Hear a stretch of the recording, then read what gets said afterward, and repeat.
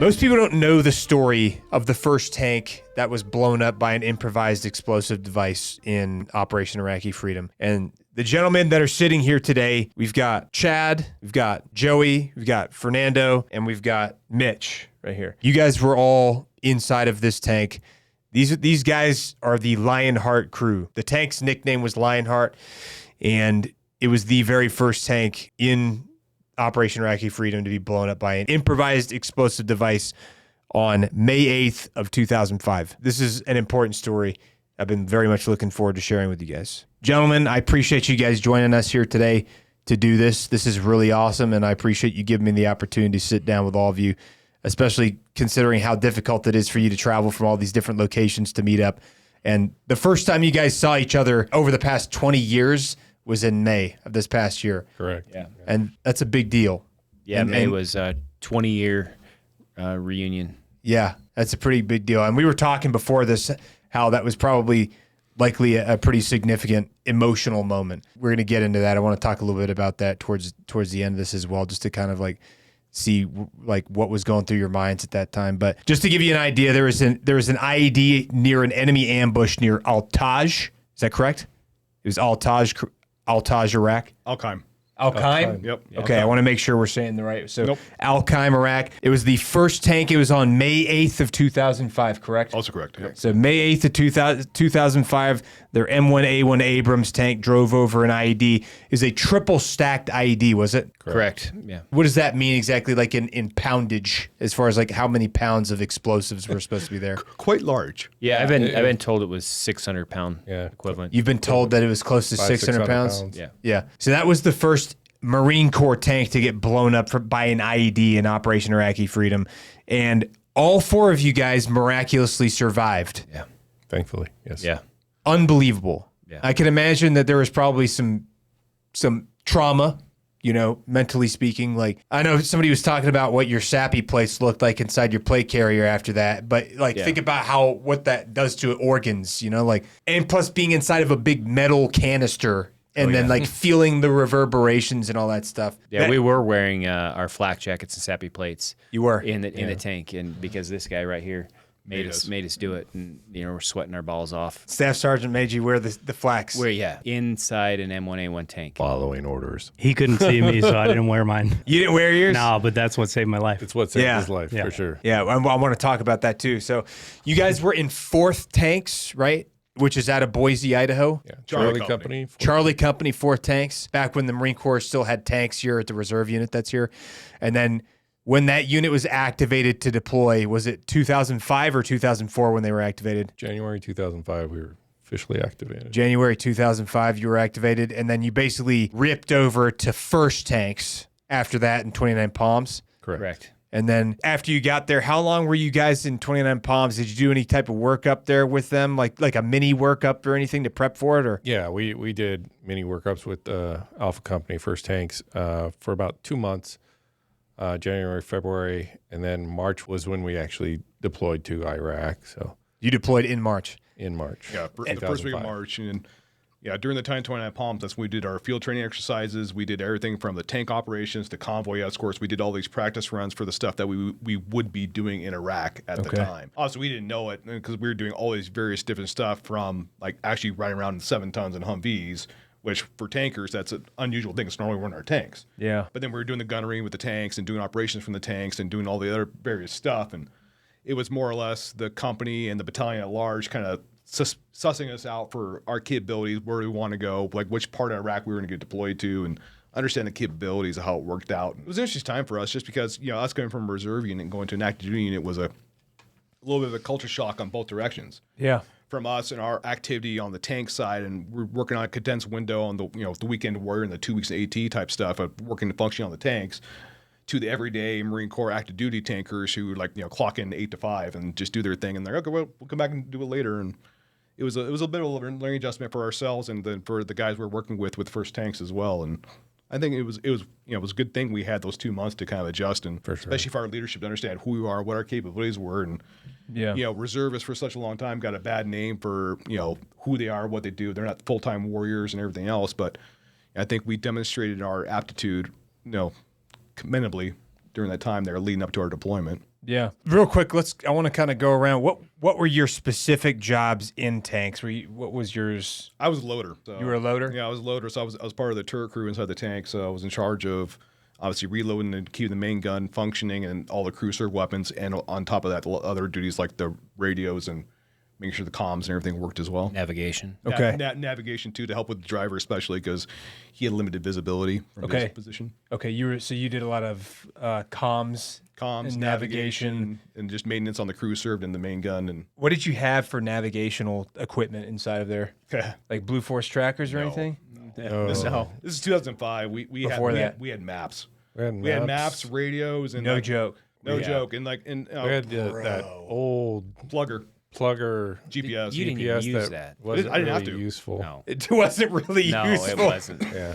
No, because of the plugger system, you couldn't be next to large metallic objects for it to work accurately. Yeah. So if I didn't want to use a plugger, I'd have to get off the Abrams, walk away from it to get a signal, then go back and relay that stuff. It was like using a compass on a tank. You can't use. Yeah. You can't use a compass No. on a tank because you have to be 5 meters away from any metallic object. Yeah. So I did a lot of map study and just We understanding. just had to know which way was north. Map study, understanding Jesus. where we were, understanding the location, and while we were deployed in Iraq, I did a lot of, like I said, understanding our area of operations, understanding the various waypoints and where we were going to go.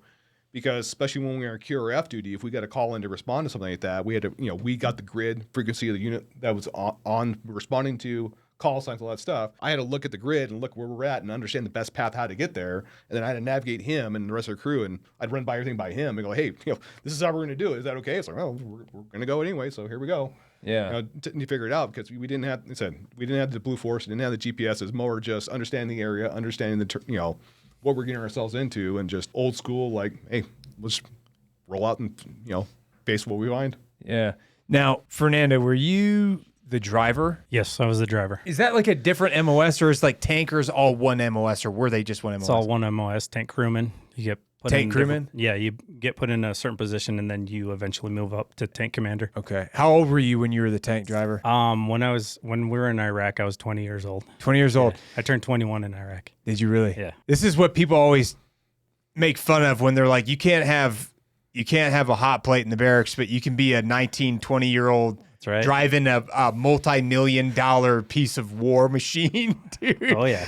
How is that being a driver for a tank? Was that pretty cool? Or It what? was a lot of fun. It was cool, and I mean, I whenever people ask about it, I tell them about one QRF mission where we had to get out there quick, and I remember we're driving this 68-ton vehicle. I'm pinning it, and we're power sliding around corners and just You were Tokyo drifting Oh yeah, an we're Abrams tank. drifting in Abrams, man. Let's and go. like they got suspension, but I felt bad for these guys. But he said hit it, so Oh, were you we're guys going. like bouncing? Oh yeah, all they over the bounced a damn lot. place, banging. Yeah. Did you wore your Kevlars inside that thing? Oh, we had comm helmets. Comm helmets. Comm helmets. Okay, so that way if you're bonking your head on the metal, you're not like busting your head open. Okay. It helps to know he gets approached. Hey, we got a corner coming up. We kind of brace ourselves a little bit, but it doesn't matter because that 68 plus tons of metal taking a corner kind of throws a lot of mass around, including us inside of it. That's a significant weight for like throwing around that quickly. Yeah. We had a fast tank too. Like in Iraq, we had a fast tank. We replaced a second tank unit, second Tank Battalion out of Lejeune. At Lejeune, yeah. They went through Fallujah. We replaced those guys. Oh wow. For Operation Fan Fury, the second Battle of Fallujah. Second tanks were the guys that were at the second Battle of Fallujah supporting the first tanks was there too. Both battalions were there. It was just we happened to be replacing a second tanks company. Did you guys get to like speak with those guys at all? Oh yeah. How salty were those dudes after that freaking battle? Pretty salty, and they were super ready to go home. They were I bet they were. absolutely ready to go home. I bet they were. How long was their deployment before? Do you guys know? I think It was 7 months. I think yeah. They were there for 7 months. My first 3 platoon sergeants in the infantry were all Fallujah 2 vets. And like they've all told me a bunch of different stories, but I haven't really had a lot of stories from supporting assets that were there, but I imagine they have some probably pretty unbelievable stories of things they saw, or AAV crewmen guys that were out there driving around AAVs AAVs that were around there. I imagine they've probably got some unbelievable stories. I know for us, when we were doing the replacement, we sat down with the crew log and went over with those guys. We saw, because part of the tank responsibility, especially for the driver, you keep the crew log. So we record all the fluids we put in the tank, the transmission fluid, the engine oil, but we also record all the ammunition expenditure, especially for the main gun. So the tanks you guys were driving around were the same tanks that were used in Fallujah? Yes. Correct. Okay, so those tanks had been there for a while. Yeah. They got dropped off in what, like C-130s or something, or C-17s or ships? They were offloaded by ships. Oh, Came all okay. the They were way up from offloaded in Kuwait. Kuwait. Yep. In Kuwait. Okay, and they drove them up from Kuwait during the push. Right. And they took them all the way to the Anbar Province, fought there, and then took them outside to other locations They were after pretty that. beat up. Yeah. They were beat up. Pretty beat up. I can't imagine that. Did you have any tanks that were deadlined? No. When you first got there? They're not allowed to be. They're They're not allowed to be. No, the maintenance component of that for us as crewmen is paramount. Like we had to keep our tanks in operational condition, and we received them in good condition from the second Tank Battalion guys, and we went over it like from stem to stern with those guys regarding the tank and the Like nuances. PMCS and stuff? Yes, Right, yeah. Because every tank is different. Okay. They all have their little for nuances. Everything's like some turrets, like they transverse a little bit slower or faster. The controls respond a little bit differently. Yeah. The tank drives a little bit differently. Okay. We had to learn all that, and we got the information from the crew that'd been on it and went through Fallujah and got the information from that, and just learning little nuances from them, like, hey, don't do this. Here's how it responds. Here's what you do. It's invaluable for us to hear that from those guys, especially what they went through in combat. Yeah. So look at the crew log, look at their ammunition expenditure, look at the main gun rounds they fired over a short period of time. It's like, holy crap, they unloaded the entire inventory like day in and day out. They fire everything, reload, fire everything, and reload again. It's like that's a lot of firing. That's a lot of shooting. Yeah. But the tanks were in good operational condition. They had their battle scars. Like you can tell they were through some stuff. But That recoilless rifle dent in the front skirt. yep, You had a recoilless rifle dent? the number one skirt on the front left side, on the other side of the driver's station, there was a nice indentation in the armor. Like it was an indentation. Like it wasn't a huge like dent, but you could see a nice little concave dent from where it took a recoilless rifle hit from. Jesus. I think they said it was on the back of a technical. Yeah. I could see that, yeah. Like they backed it up, took a shot at the tank, then drove off and got. Thought they were going to get something, but they didn't. No. Yeah. Dude, that armor, how thick is the Abrams armor on like the sides and front and stuff like that? If you had to You guess. got about 3 inches on that front Or is it skirt, classified or so, something but- probably? Some of it is, but Yeah. It's a lot of it. It's the makeup of the armor. Like it's just this composite with a layer of depleted uranium. Oh, All the yeah, grit. depleted uranium, yeah. So- Now, Joey, what was your job? I was the gunner. You were the gunner. Yeah. The tank gunner. The tank gunner to control the main turret. You have a main gun, the 120 millimeter, and then you have the coaxial was 240. And you would control the coaxial and also the Correct. main gun. Correct. Is 120 millimeter? Correct. Is that right? Yeah. Did you guys have a bunch of different types of rounds out there too? Did you have like the armor piercing penetration rounds and then regular rounds? We or- did. We had had 2 two. rounds. We had the heat round and then the Sabo MPAT. round. Oh no, you're right. We did have we the MPAT. had the MPAT, Yeah. and we only had on the ready rack. We only had one MPAT, and it was the OR, the obstacle reducing MPAT, And what's an Rest of MPAT? multi-purpose anti-tank. Okay. So it's the sorry, Yeah, go for it. it's the new round that's replaced the heat round. The heat round was the old school high explosive anti-tank, which was like the standard tank round for general use. Yeah. The armor piercing and fin stabilized discarding Sabo was the main anti-armor one, but at the time when we were There in wasn't Iraq, much armor Yeah, anymore, they're so right. Yeah. there's no use for it. So we Because were, they didn't have any tanks really. not that we were not by then. It Not was- by that point, yeah. it was all not the gone. insurgency we were fighting. It was Like all we weren't Chevy expecting fighting Caprices armor. and Toyotas. Chevy Caprices and one up armored fire truck and a dump truck. You guys ran into an up armored dump truck and fire Yeah. truck? And that were they like firing at them and stuff? Using them as cover mostly. Using them as cover. Yeah, walking behind it, but Did you ever get to shoot the main gun at like any vehicles while you're out there? No, I shot it at basically a brick wall with enemy behind the brick wall. Okay. RPG team. We threw RPG team. We threw a couple heat rounds in there. That's It cool. was beautiful. That's freaking sweet, man. It was beautiful. See, here's the thing. Most especially like young Marines today, especially since we don't have tanks in the Marine Corps anymore. RIP, rest in peace, right? But guys, they don't, so there's nobody in the Marine Corps that does tank stuff. Right. I mean, there's like LAV crewmen. There's like, the amphibious combat vehicles now. Since they got rid of the AAVs, and like, so we've got some guys that are doing some like heavier vehicles, like heavy mechanized stuff, but no tanks. And so like the only exposure that most of the Marines get to tanks is when they're playing Call of Duty or Battlefield Right. or whatever, right? It's not the same thing, but Yeah. It's pretty close. It's pretty accurate. have you guys played the new Battlefield by the way? I No? Okay, well the new Battlefield is pretty good. Like It's legit. when you get in the tanks and stuff, bro, you're like blasting walls out of buildings and stuff. It's pretty cool. Yeah, it was a huge advantage was the thermals. The thermals? Yeah, being able to see, these guys peeking out with their RPGs behind this brick wall.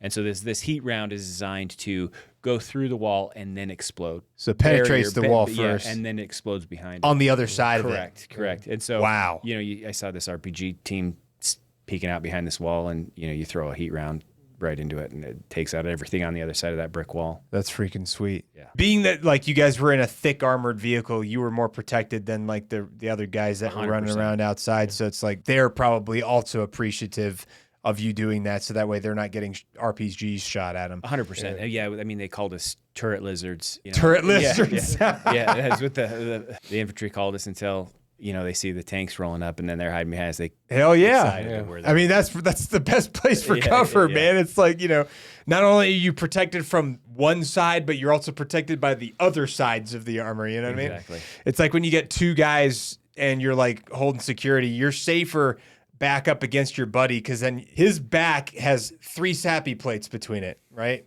And vice versa, like if you're getting shot at. So like being back to back. Like, you think about it, it's like there's 3 sappy plates between you and your back if you're back to back with your boy.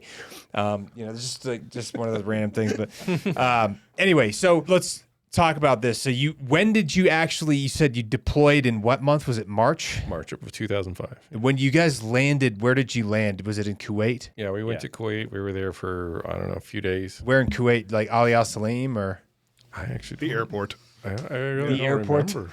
Yeah, it was the airport. Then we got bussed up to a camp out there, and then we were there. It was our lag day. We got there for like 3 or 4 days, something like that. Okay. Until we got acclimated, and they flew us up acclimation. Was it hot as hell we gotta out find there? we need to find a help. The temperature wasn't bad at all.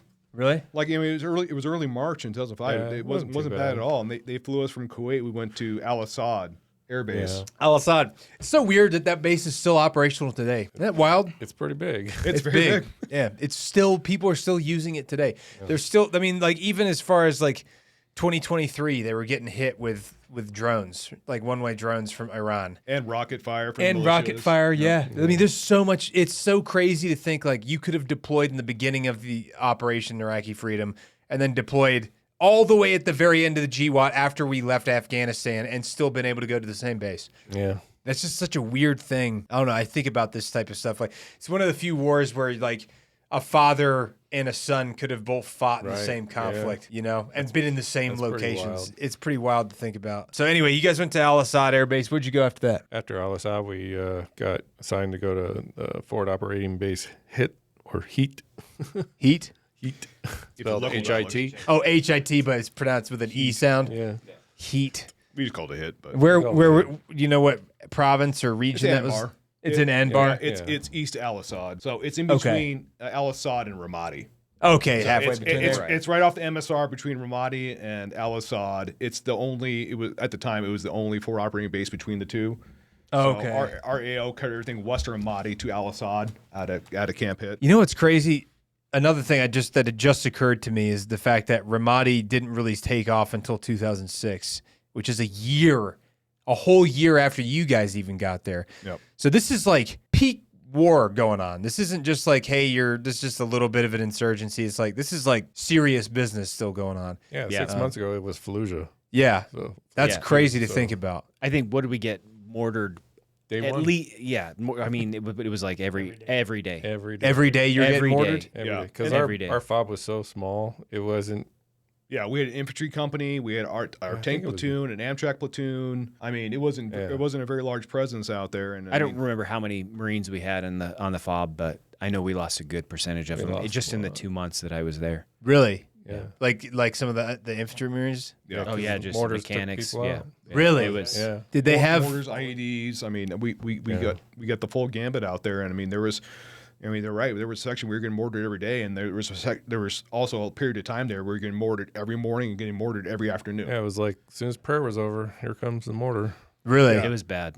I mean, Okay. we joked it's you know, it wasn't terribly accurate, but it was like the guys going out there doing their duty. It's like, oh, the invaders are here. Let's lob a rocket or mortar at them, and they go to work, carry out their day, and then on the way home, oh, I got to do my thing and attack the invaders, drop a mortar, send a rocket, and then go home to their families. Yeah. That's what it felt like for a period of time because it was continuous. It was, you know, it was impactful because we had taking casualties, including one of our own from our platoon was wounded in one of those attacks. But Really? there was a shifting point sometime in April where it just got more intense and it got more accurate. Yeah. And that was kind of for us. That was like, oh, you know, this is different now. Yeah, and you guys were, or Fernando was there a lot longer than we were there. But you know, I do have PTSD from the explosion, obviously, when we got hit with the bomb, triple stack. But most of my PSD comes from the 2 months in hit. Yeah, well, you're getting mortared all the Just time, mortared, and you're just constantly under stress of not knowing if you're going to get hit. Yeah, you're rolling down the street and a car backfires and you want to hit the deck. That PTSD comes from hit. Yeah. Did you guys have any like bunkers that you could take cover in at that point, or nah? So the hit was a little like Iraqi army base that majority of the buildings were demolished. So there was this U-shaped building outcrop. The former, we called it Jucha Hall, is where we slept. Okay. And a couple tents from the army showers. That was it. Wow. I mean, it was nothing. Yeah, it and was then small. perimeter, barbed wire fencing and all that. There were showers there. Yeah. They were like super They like worked sometimes. because I imagine you get back from going out and I mean you're probably just disgusting from sitting inside that tank all It's day. bad. Cooking. And Yeah, just baking inside your your juices. I think at one point we were out for 3 days in the tank, right? That was, Our longest one, I was telling Fernando, the longest one was like 4 days. was it 4 days? Yeah. Yeah, 4 days in a tank. Not getting outside getting at out, all. Nothing. Jesus. Did you guys have like And bags? whatever degrees it is outside, Gatorade bottles. it's Gatorade bottles to pee in, but how do you like do you shit in MRE bags? yeah, Is that what you do? And then what do you do? Just duct tape it up? yeah. Or just then- toss Toss it. it out. Toss it out. That How did you toss it out? Was there somewhere to toss it out of? wherever we were. You'd have to pop the hatch and toss it. We littered a lot. Yeah. Okay. Lot That's fair. literal- I'm sure a lot of people probably, but I mean, it's either that or you're keeping it inside of your tank. No, with yeah, you. no, you're not keeping it. yeah, You're not keeping like human excrement. No, I inside got out. Your I got tank. out once to think we take a used number that. two. You want to tell about that full story? No, you tell it. No. Was that I wanna- sketchy? no, it was hilarious, but because somebody goes out there and Staff Sergeant and I have to use a head now. Number two. I'm gonna. It's an Emergency emergency. number two. Emergency number two. And we were at a roadblock somewhere, and I jumped out of the tank and found a mound of dirt to hide behind, and dropped my drawers, and thunk, thunk, thunk, just started getting mortared. And Started getting mortared yeah, right then. Yeah, I jumped back in that tank as quick as I could. Oh my God. Yeah, well, Worst- at first I was That's like, when at we first were- I told Staff Sergeant, I was like, "Hey, Staff Sergeant, I have to make a number two emergency right now." He's like, "No, you don't." I'm like, No, "Yeah, you I do." don't.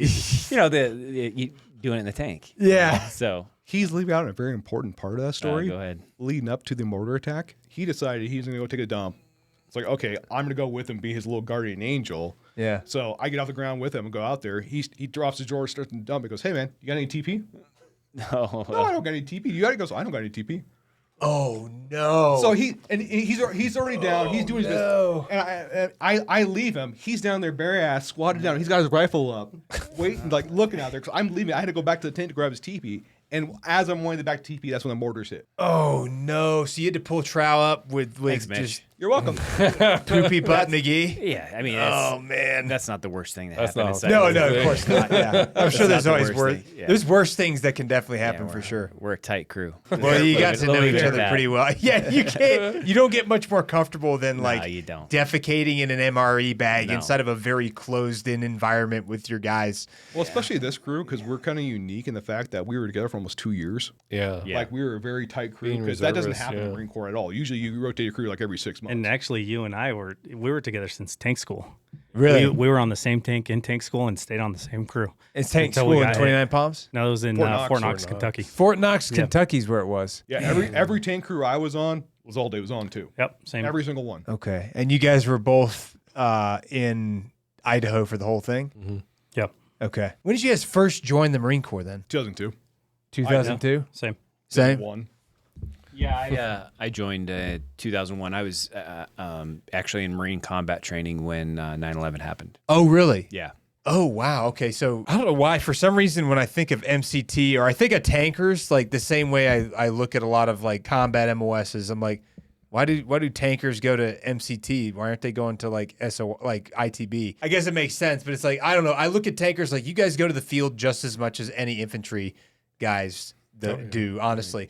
In fact, every time you have to do training, it's in the field. Right. You can't do training in tanks not in the field. So it's like you go to the field just as much as the grunts do, if not more. Everybody I know that's ever been in the Marine Corps has nothing but respect for tankers or even the former tankers that used to be in the Marine Corps, right? Because, like, I mean, not only are you guys like one of the most direct lines of support for dudes that were like in actual combat, but you're out there forward of the line of departure with everybody the whole time, you know, conducting day in and day out operations. Like you said, you slept in your tank for 4 days we have live-in straight. homes, right? So we can be out there. Yeah, it's like having an RV that has a big gun on it. You know what I mean? Like you just like Very camping tiny out, dude. RV. You know what I mean? So I don't have it. I can relate to that because that's kind of how like combined anti-armor teams were for me, like the cat platoons, because I was in a cat platoon, and so we slept in our vehicles too. We'd have a person in the turret, and then we'd have like the driver and the A driver, and maybe a guy in the back or something. But we would sleep inside the vehicle because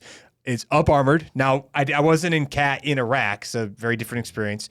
But we did the same kind of stuff, like same SOPs. Like, don't get out of the vehicle for anything. Right. Piss inside of a bottle if you need to. If you got to, okay, well, we're training. We're not in CENTCOM right now, so go find dig a hole or something. But it's interesting to hear these perspectives because people don't think about that. Like, they're human beings inside of that vehicle. They have to, you know, eat, piss, poop, drink. They have to do all the same things that everybody else is doing. Yeah. You know, people just look at a tank and they just see, oh, this is like a big mechanical monstrosity. It must just operate on its own. It's like, no, bro, there's like people inside there moving that thing around. Like, you know what I mean?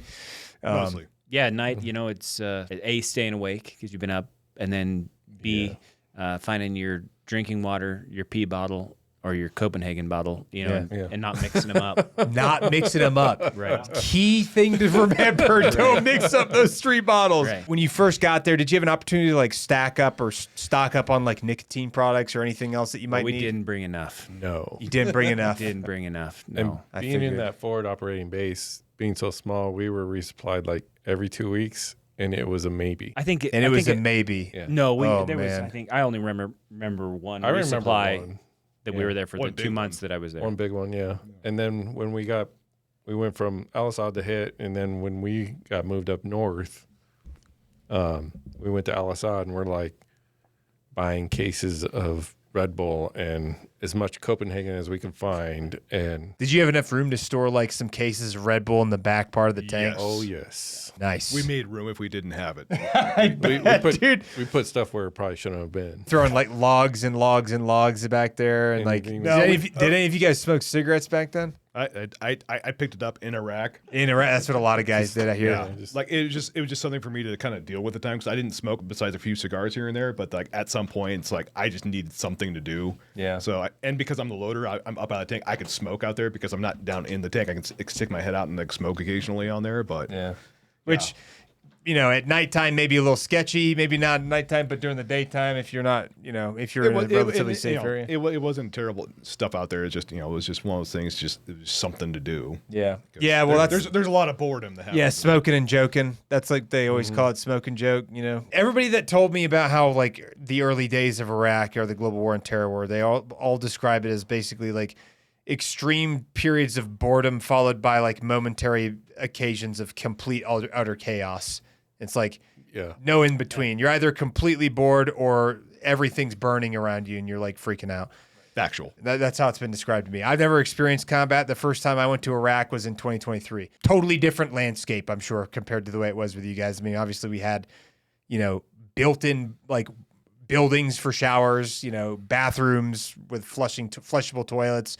You still didn't drink the water or want the water to get in your mouth necessarily, but we had like actual defacts, like army defacts out there where they served chow to you. Like we were not getting mortared. You know, we got hit. I mean, that base that I was on, we didn't get hit at all the whole time I was there. But then after October 7th of 2023, they started getting hit with Iranian drones pretty frequently for a while, and they were taking them out with the C-Rams and stuff. But still a very different time, completely different lifestyle compared to what you guys saw, what you experienced. So, but again, it's all about perspective. And like, you know, I would imagine the guys that were there in 2003, 2004, it was probably a very different deployment for them then than yours was for you in 2005, you know? It's just weird being in the same area that all these things happened or took place. And I don't know, these are the things that cross my mind that I think about when I think about these places that are not only just ancient locations in general, like that date back to like the days of Babylon, but like, you know, like, hey, I'm walking around on the same ground that a lot of people were walking around in 2001, 2, and 3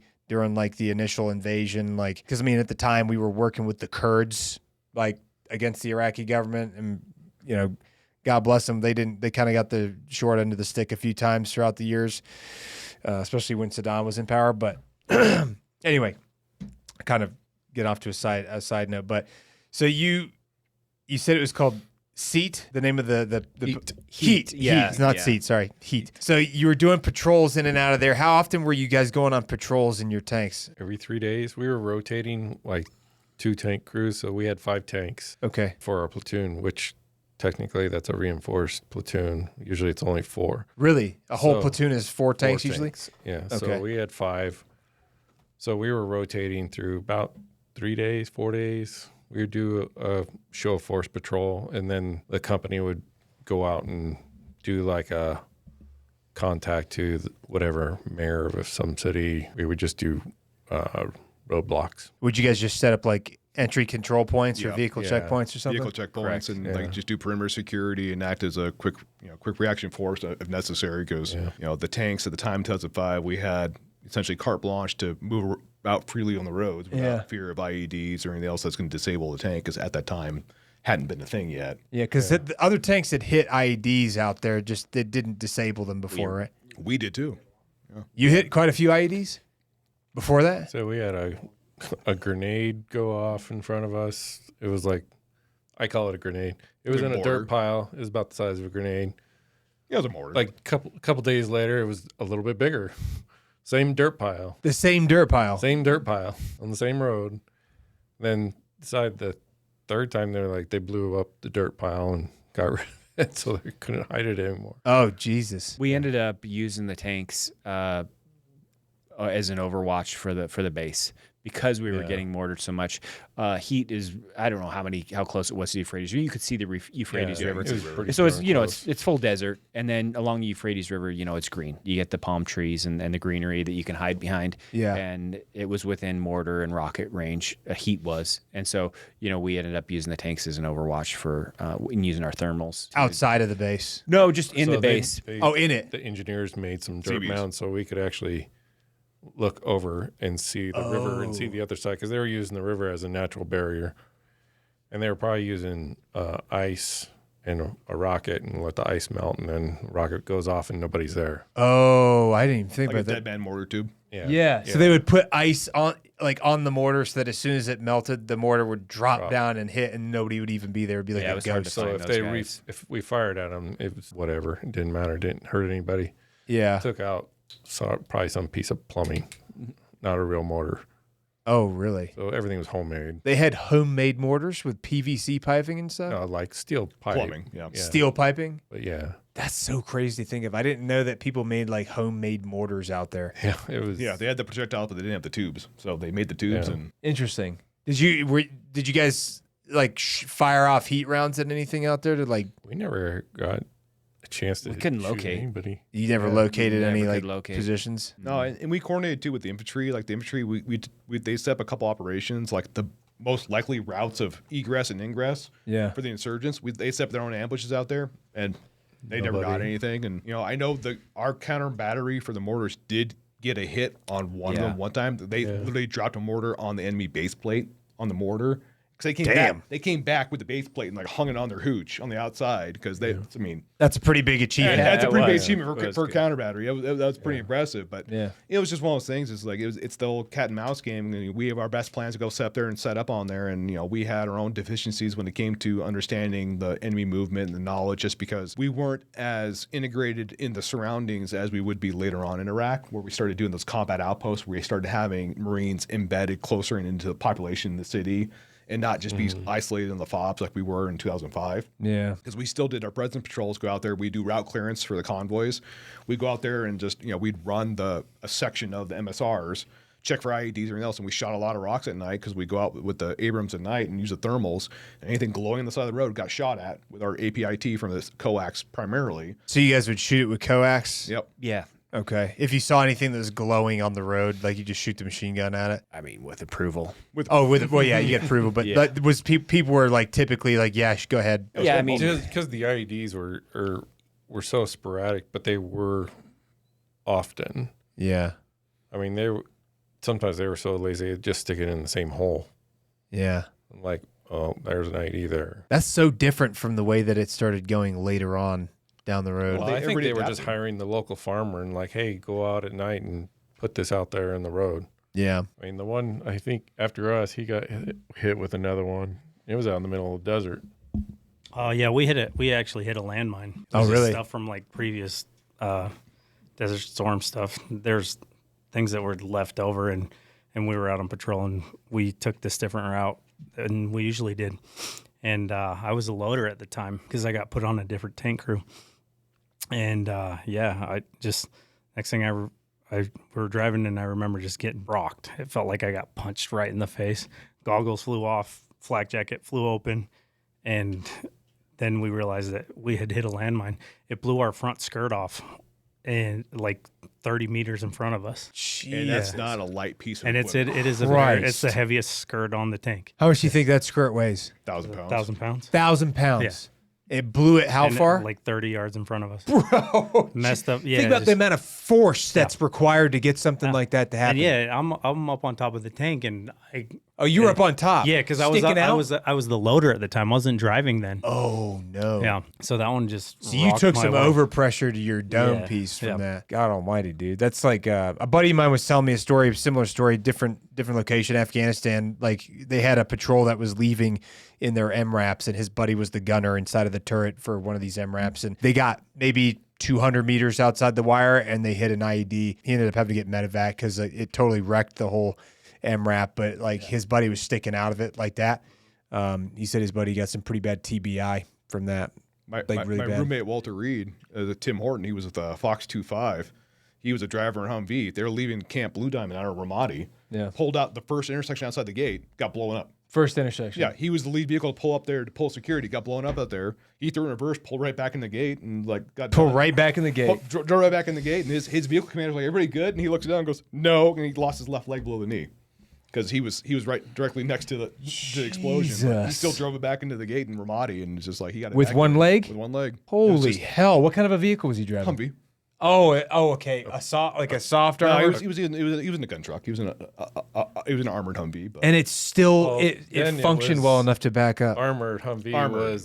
they had armored doors and blast blankets. And that was it. Yeah, That was it. Wasn't yeah, it's not Yeah. an unwrap. It's not it's not a Max Pro or anything like that. Yeah, it's not. Yeah, it's not a map V or anything. All right, so Heat, the name of the installation. You guys were getting mortared on a pretty regular basis. And what was the infantry unit? It was a reserve Marine Corps infantry unit. You said 325. Yeah, it's 325. And those are the guys that were like holding security on all the different battle positions on Heat and everything like that. Yeah, they had their own security platoon for the FOB, and they're the ones they would send the infantry units out with us, and we had a platoon of Amtraks with us too. Oh, you had Amtrak there too. That was the primary vehicle for the infantry when we did ops, besides the gun trucks. We had a couple of those mobile assault platoons with us on there too.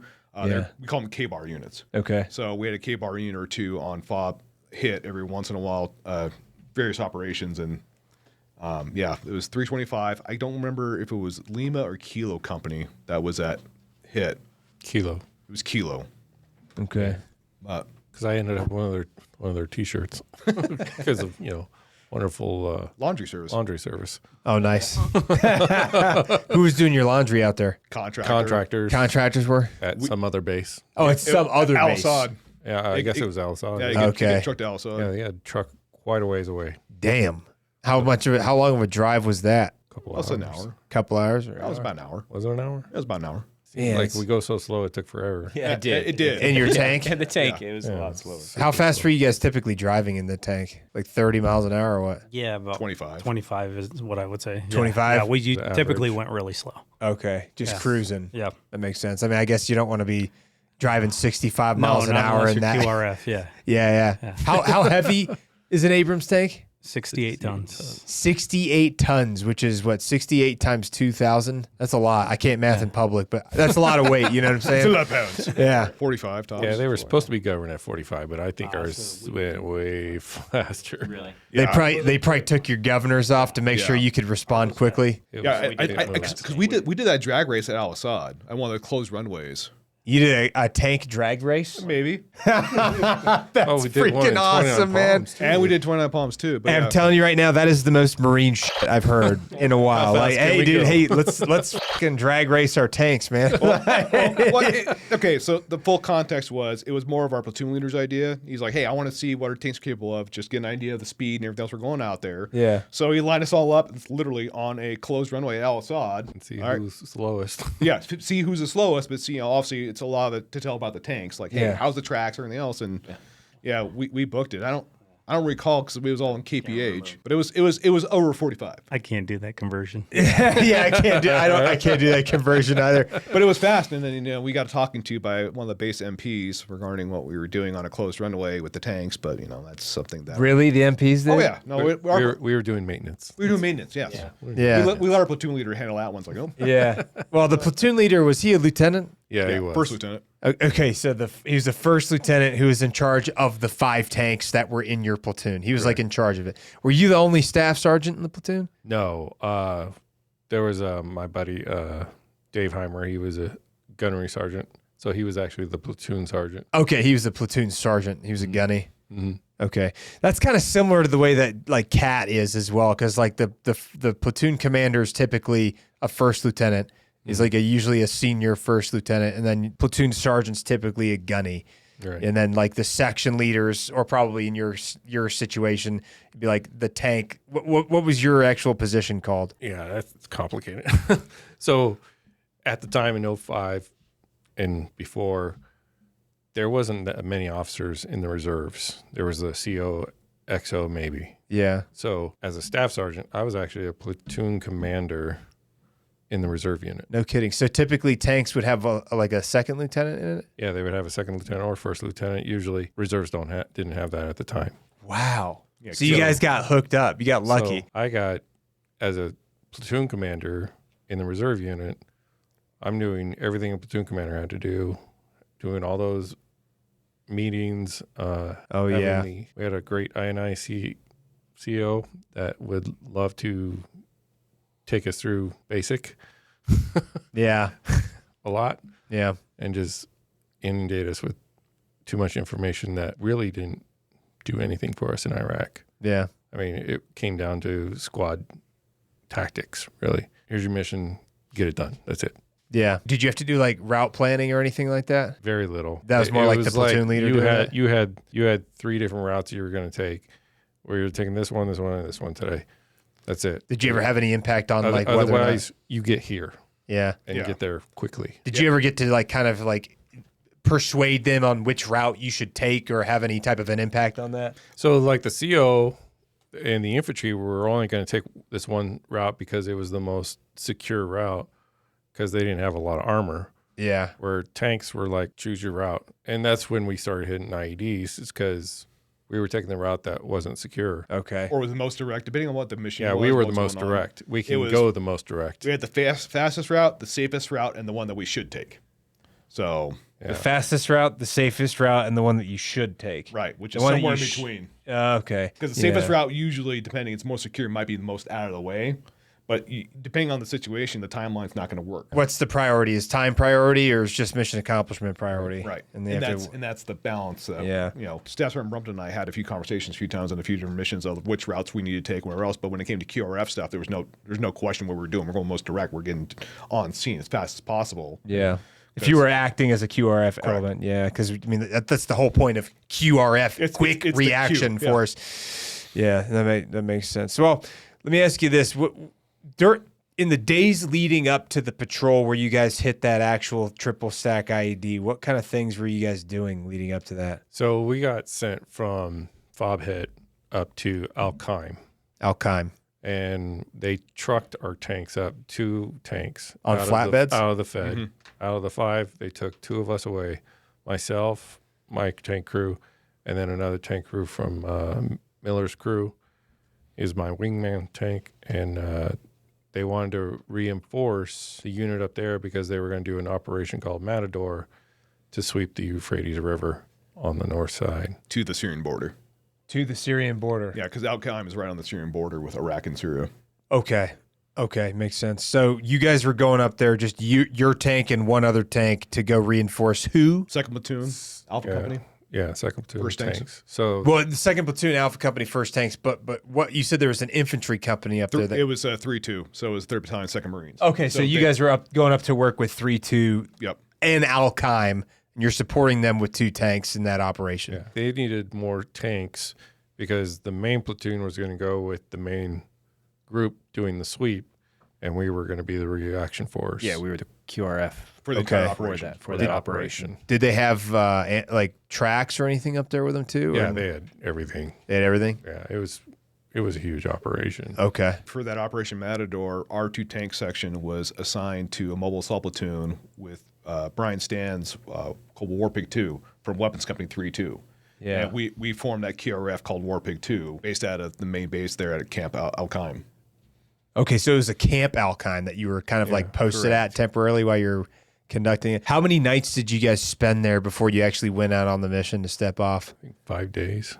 Yeah, it wasn't much. 5 days? Yeah. You just had time to kind of like rest, refit, prep your stuff? Prep the tanks. What kind of things were you doing to prep the tank for that mission? Yeah. Track maintenance. Track maintenance. That's a a lot big of one. track maintenance, yeah. Dude, Does it take a long time to take off a section of track and add new track? hours.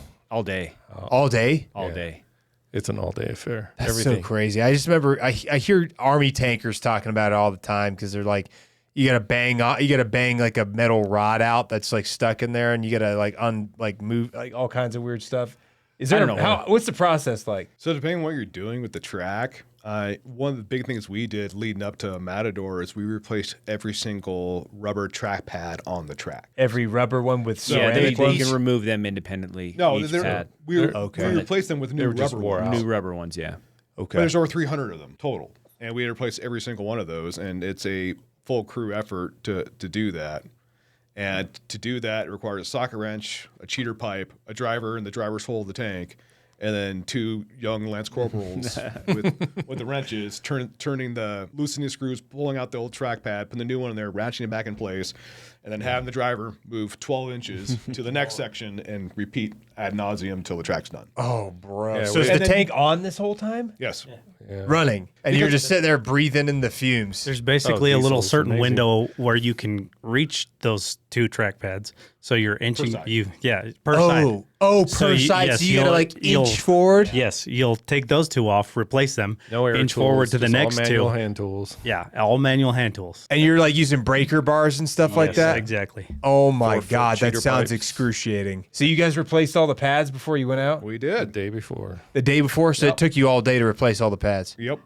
Jesus Christ. It looked beautiful when we were done, though. I bet it did. Well, I mean, and plus you probably like as tankers, you probably took pride in the fact that look at the good condition our baby's in.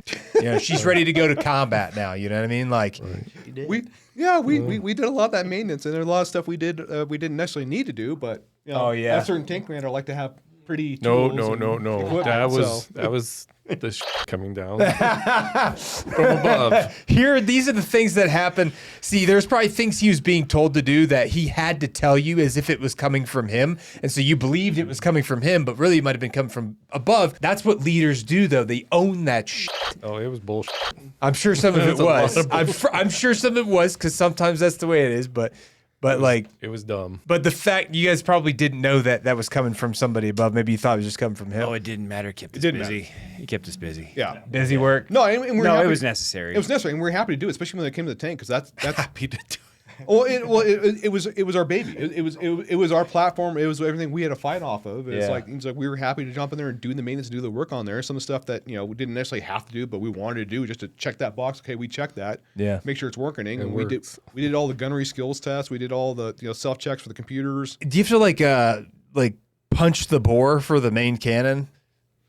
When we fired it a bunch. Yeah, we did clean the gun tube. We did a lot of bore sighting, just checking the zero on the main gun, the sights, and Coaxial too, probably. coaxial, which was dead nuts on. Replenishing the fluids Yep. was key. And then I don't remember. I mean, gosh, every time we went out, it was at least an hour of track maintenance. Yeah. Tightening track tension. You just test all of that? Yeah, I mean, your tracks get loose as you roll. Just And 'cause of you vibrations and You stuff. just have to a lot of tighten metal everything, parts. lock everything up. It's a lot of metal parts held together by nuts and bolts. Man, it's so crazy the amount of work that's involved. And then like the fact that there's weapon systems out there that literally just wreck all these tanks that you've been seeing. I mean, have you guys been watching some of this footage from Ukraine and stuff? Like all these millions of tanks, like not millions, but like thousands and thousands of T-series tanks getting blown up by drones. And they all probably have enormous amounts of maintenance too, I would imagine. Oh yeah. I just think about, I'm like, God almighty, dude, so much work to maintain something that is from the top still pretty vulnerable from like top attack munitions like the Javelin or anything that's equivalent to that the Chinese have been making and all these other things. And then drones, of course, like they could like strap some munition on there or the what are they called? The Lancet drones that are like the one-way loitering munitions or Shaheeds. It's like, it's a scary time to be a tanker these days, man. Like back then, still sketchy for sure, but now, dude, be tough for. I got mad respect for anybody that wants to be a tanker. You got to have like some like basketball size, nuts on you. You know what I'm saying? Like straight up. I mean, at least I'm speaking for myself. I felt pretty invincible in that tank, though. Did you? Yeah, I mean, Well, especially after the first little IED, I'm like, oh, we shook it I off. was like, what was that? So you hit an IED before in the beginning, and it just didn't really affect it's it. nothing. And the second one, like, saw it scratch someone's paint, like In my forehead. like, oh, okay, we're all right, Yeah. we're good. And then, then we got a big one. Basically, the days leading up to that actual operation, which you said was Operation what? Matador. Operation Matador was the actual operation. So the days leading up, you're performing maintenance on your vehicle. You're getting everything prepped up. You're cleaning your guns. You're making sure your tracks are all good, tight, squared away. Basically doing like, I guess what you could call, PCCs and PCIs for your tanks. Exactly. And what time did you guys leave the FOB that morning to begin the mission? Oh, dark stupid. Yeah, I don't remember. I was sitting in the room with. Go ahead. So what happened is that the original team that was supposed to take and cover a bridge, that's what it was. It was the Golden Gate Bridge that went over the Euphrates. So the team out of, I think it was Camp Raider. Gannon. Or Gannon. Yep. Camp Gannon? Yeah. Camp Gannon or FOB Gannon. Yeah, it was. I think it was Camp Gannon at that time, but it was the board. It was the one actually on the Syrian border, so it was west of Al Qaim and west where we were at. Yeah. That team got held up one way or another. I don't know if they got blown up, whatever happened. They just couldn't make it, and so mission is already kicked off at 048 400, and they're already calling the QRF to at 401. Right. Like the mission started at 0400, and they're calling before QRF. sunrise, and they're calling a QRF to go secure this bridge until this other team can because they're get being out there. delayed. Okay. Because they were not going to meet the objective on time to be in place, because the whole idea was the main force was several miles to the east of where that blocking position was going to be, But they need the blocking position in place because when the main force, they were doing a bridge crossing. Okay. And they were going to sweep both the north and south banks of the Euphrates at the same time, pushing east to west to the Syrian border towards the blocking position. Yeah, they were building like the floating Pontoon bridges. bridge. All that stuff gotcha. To cross. Okay, like the Army Corps engineers and stuff? Yeah. Okay. all them. But the part of that is they need to have the blocking position in place to secure the bridge because the bridge that the Golden Gate was the one in the area that could support armor and heavy equipment. So they needed to have control of that during the operation, but it also was, that's a blocking position from where the forces are being pushed towards the border at. They wanted people in place there. This unit was Warpig 1, launched out of Gannon. They got bogged down in terrain. Like they weren't making enough time. They were moving too slow because the ground was too soft. The vehicles were getting bogged down. They had to pull them out of the mud. Like they were not going to make the objective on time. So we got the alert. It's dark, again, using plugger GPS is all like, we need you to cross the desert over here. Yeah. By the way, We need you to cross the desert into and this town. we have a map, but there's not really like anything on it. So good luck. Right. Yeah, Half the buildings are missing. Yeah, we ran that earlier in the tour, but we were alerted early in the operation. Like when it first kicked off, it was like, and when we hit Low and I talked, like, what the hell? What's going on? Like it just started. Why are we already on alert? We didn't know what was going on. We got the alert, and the three of us went out to the tank and got it ready to go. Staff Sergeant Brunton went to the Tactical Operations Center because that's where he goes to get the briefing on what the alert is about for the QRF. And then he come back to us with the information. Here's where we're going. Off we go. And we had a delay because we went out to the tank. We were hanging out there, and we're just waiting and waiting and waiting because they're watching everything happen with Warpig 1, and they're debating when to launch us, if they're going to launch us at all, if Warpig 1 can make the objective or not. And when it became obvious that Warpig 1 was not going to make the objective on time, that's when we got the green light to launch and head out to the bridge. Okay. So that's where your objective was once you got the information from the like the op center or whatever it was. Yeah. They said, hey, look, these guys aren't going to be able to make it in time based on our timelines. We need you guys to do it, instead of them. Yeah. So Lieutenant Brian Stan was in charge of the QRF team. Okay. So he's like, we're leaving. We're going. Lieutenant Brian Stan. Lieutenant Brian Stan. Okay. He was in charge of the whole QRF? Correct. Okay. And so he was the one that dictated that you guys were going? Yeah. We were all, it was a team of 4 Humvees? 4 Humvees and the 2 tanks. tanks. 4 Humvees and 2 tanks. And you were one of the tanks, you guys. Okay.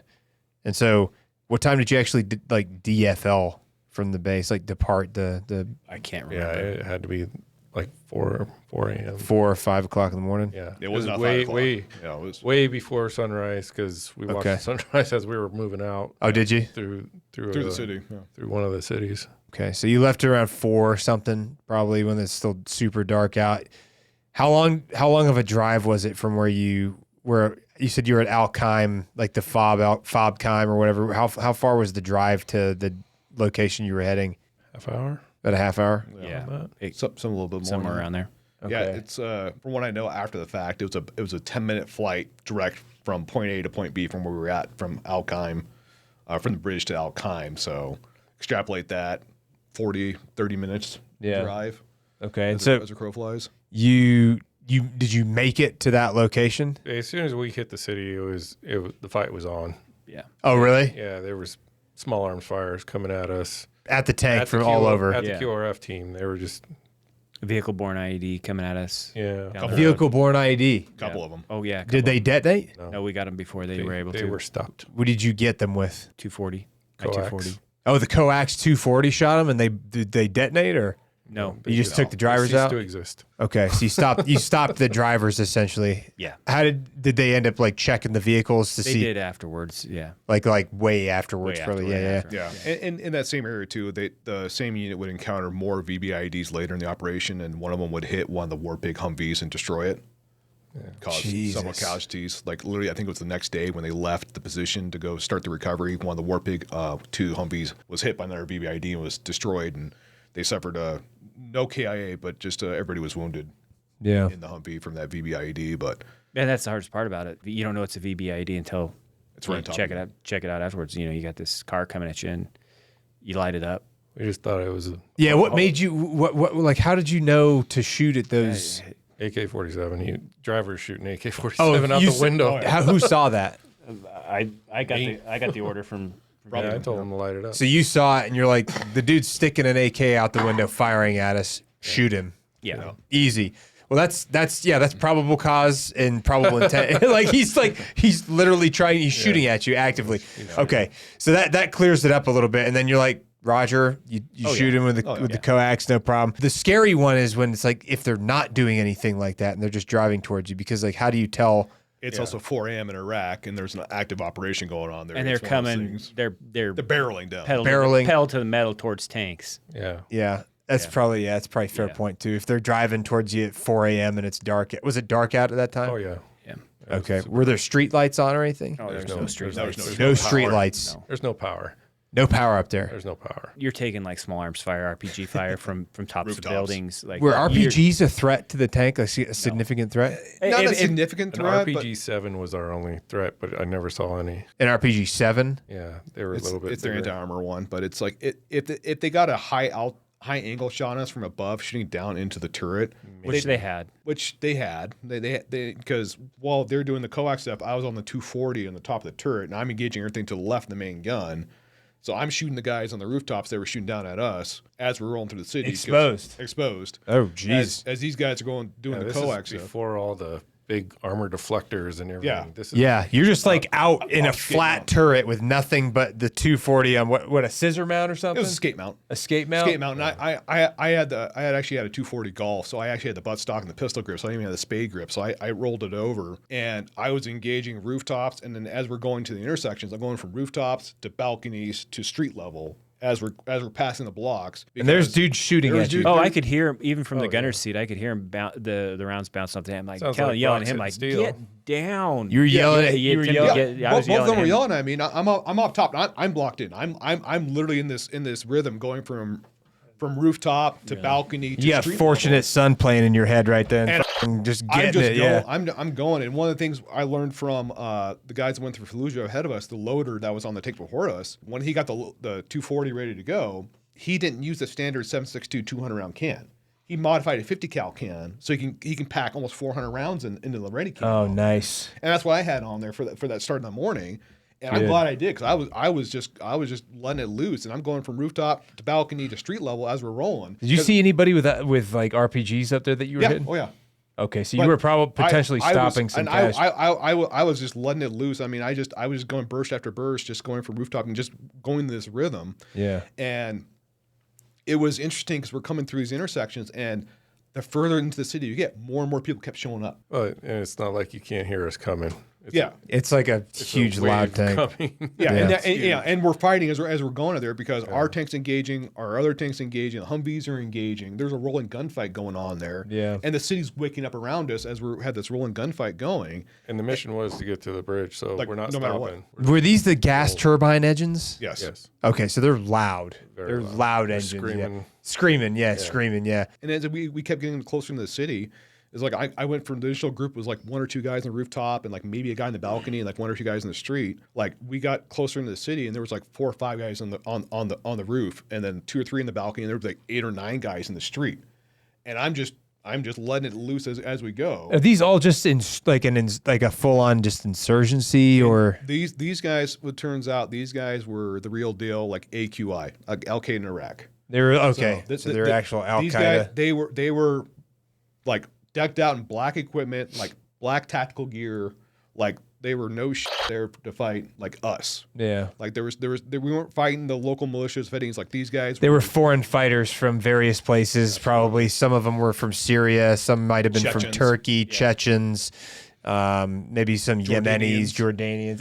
Any of these countries all over the Middle East that like are working with some bad guys that wanted to come get some against Americans. Yeah. Now, said I was doing stuff while they were working the coax, and mind you, while this is going on in the tank, like they're talking to each other, engaging, going over their targets. I'm giving correction to the driver as we're going down there. We're having our own conversation. We're all on the same intercom while all this combat's going, and we're also hearing all the platoon and other traffic on the radio as well. Did you have your helmet on with your comms in? Yeah. So you could hear everything that they were saying down in the turret. And I was ignoring those two for the most part, because they were also, I can hear them, hey, get in here, get down here, because I was working on the 240 until I felt it. The best description I give is like a seal being pulled under by a great white. Yeah. I got pulled down. Who pulled you down? Probably me.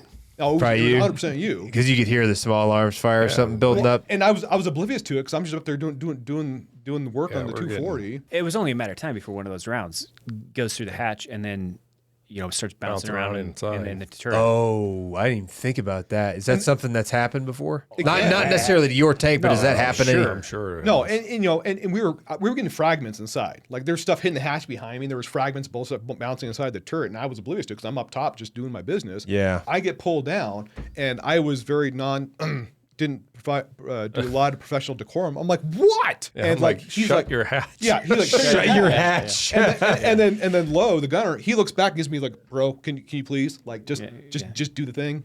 Yeah. Get us buttoned up. Yeah. So when you're inside of the tank, like, is there anybody that's seated up higher up than other people? These two. Yeah, I am. You two have seats that are a little bit more elevated. Yeah, Is the driver like in the front bottom? I'm down in the hull. They're up in the turret that spins around. Okay. 360, and You're like the person who's deepest into the Deepest, tank. yes. Okay, that makes sense. Yeah, and I'm seated down below under his knees in the gunner's seat. alongside the gun. Yeah. Okay, not like directly in front of the actual gun, like where the bore is gonna like fire backwards or No. anything. Oh, that goes between. Goes the between three of us. the loader and the Okay. tank commander and me. Yeah. Okay, yeah, because I know that there's a piece of the story that you have that takes place after this whole thing. We'll get to that piece as well, because I know you were sitting down in the middle where that breach was like coming back and almost hitting you in the chest, or you. That's me. Okay, well, we're going to talk about that. We're going to talk about that. That's after this stuff. Anyway, you're rolling through the city. You're taking tons of small arms fire. And probably people with RPGs attempting to shoot you guys. You make it to the bridge, right? Right. When you finally got to the bridge, what was there? Did you see anything? Like, can you describe that? We pull off the hardball onto basically a farmer's road. Yeah, dirt road. like a dirt road. Yeah, One of the things where you should never be. Don't park on a dirt road. Yeah. You don't know what's there. So there's 2 Humvees, 2 tanks, and 2 more Humvees. This is supposed to be pretty short. We shouldn't be here that long. Yeah. Like they always say. We were there quite a while. We were sitting ducks forever. Just hold the bridge. Don't let anyone cross. That's all it was. How far was the bridge from that dirt road you were on? It was short. less than 100 meters. Yeah. Because you just basically were holding security on the bridge to make sure nobody just crossed it. west. On the bridge, we were off the bridge. We were west of the bridge, watching so the we could see the span of the bridge. Right, but you were just holding security to say, don't let anybody cross the bridge, essentially.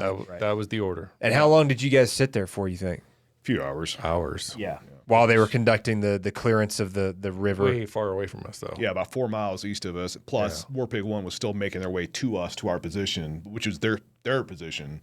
We were just holding it till they got there. Okay, yeah, that makes sense. Because they were the ones who were supposed to go the first place, yeah. Did they eventually make it up there to replace you guys? They did. Okay. And, the hours leading up to that, we're busy holding the bridge, and we were engaging, we were oriented to the north. Like the turret was looking to the north side of the river. Yeah. So we were looking at potential threats and very verifiable threats to the north side of the river. Our wing tank, Sergeant Miller, was looking to the south, back to the way we just came. So he was looking back that direction. He's basically watching all the buildings behind us. Correct, because we were getting fire from that direction too. And as the sun came up and got higher in the sky, we're on this elevated canal road that ran parallel to the Euphrates. Yeah. So we're out in the open on an elevated position with no cover. Yeah. And as the sun came up, like the fire started picking up. Yeah. And People started shooting at you guys again? Oh, yeah. Oh, it was more and more. Yeah. Yeah. It never stopped, really. And then in the morning, it's like I'm up top in the turret, and only my top of my shoulders, my head's exposed. I'm up there with binoculars looking for targets for him and the tank commander, because I'm out there as a loader. I'm just up there just looking up for targets. I find something, I call him, hey, bring the gun left, and walk him on to where so he can get the optics on there, identify a potential threat. And then the gunners from the gunner seat, your limited view. I mean, only through your sight. Yeah, so. it was just a pretty narrow field of view, all things considered. Yeah, I mean, depending on what power I'm in, but yeah, it was easier for him to walk me on. So I was up top just spotting targets for him and identifying, found the RPG team that we ended up neutralizing with the heat round from the main gun. And then was that was where you were at that bridge when that happened? Correct. Yes. Oh, okay, so that heat round that you fired through the brick wall was at that bridge. Yeah, he walked me on, and then I saw what he was looking at, and through my thermals I could see the bodies peeking around with the RPGs and their AKs. And how far away do you think that was? 600? Yeah, probably about 600 700 yards. Okay. Nothing. Yeah, and I only spotted them because I just saw somebody like a pair of hands go around this corner, holding an RPG launcher, launch it. Like they weren't, stepping out and making, because they were trying to stay concealed. But I saw the launch and I'm launching. They launched it? Oh yeah. They launched it the same way they fire the AKs. Exactly. They fire an RPG not even looking. Just hold around the corner, fired it, and then I could see there was at least 3 guys back there. They had one guy launching. They had one guy, you can see him reload, and there's another guy like holding a bundle of the warheads behind him.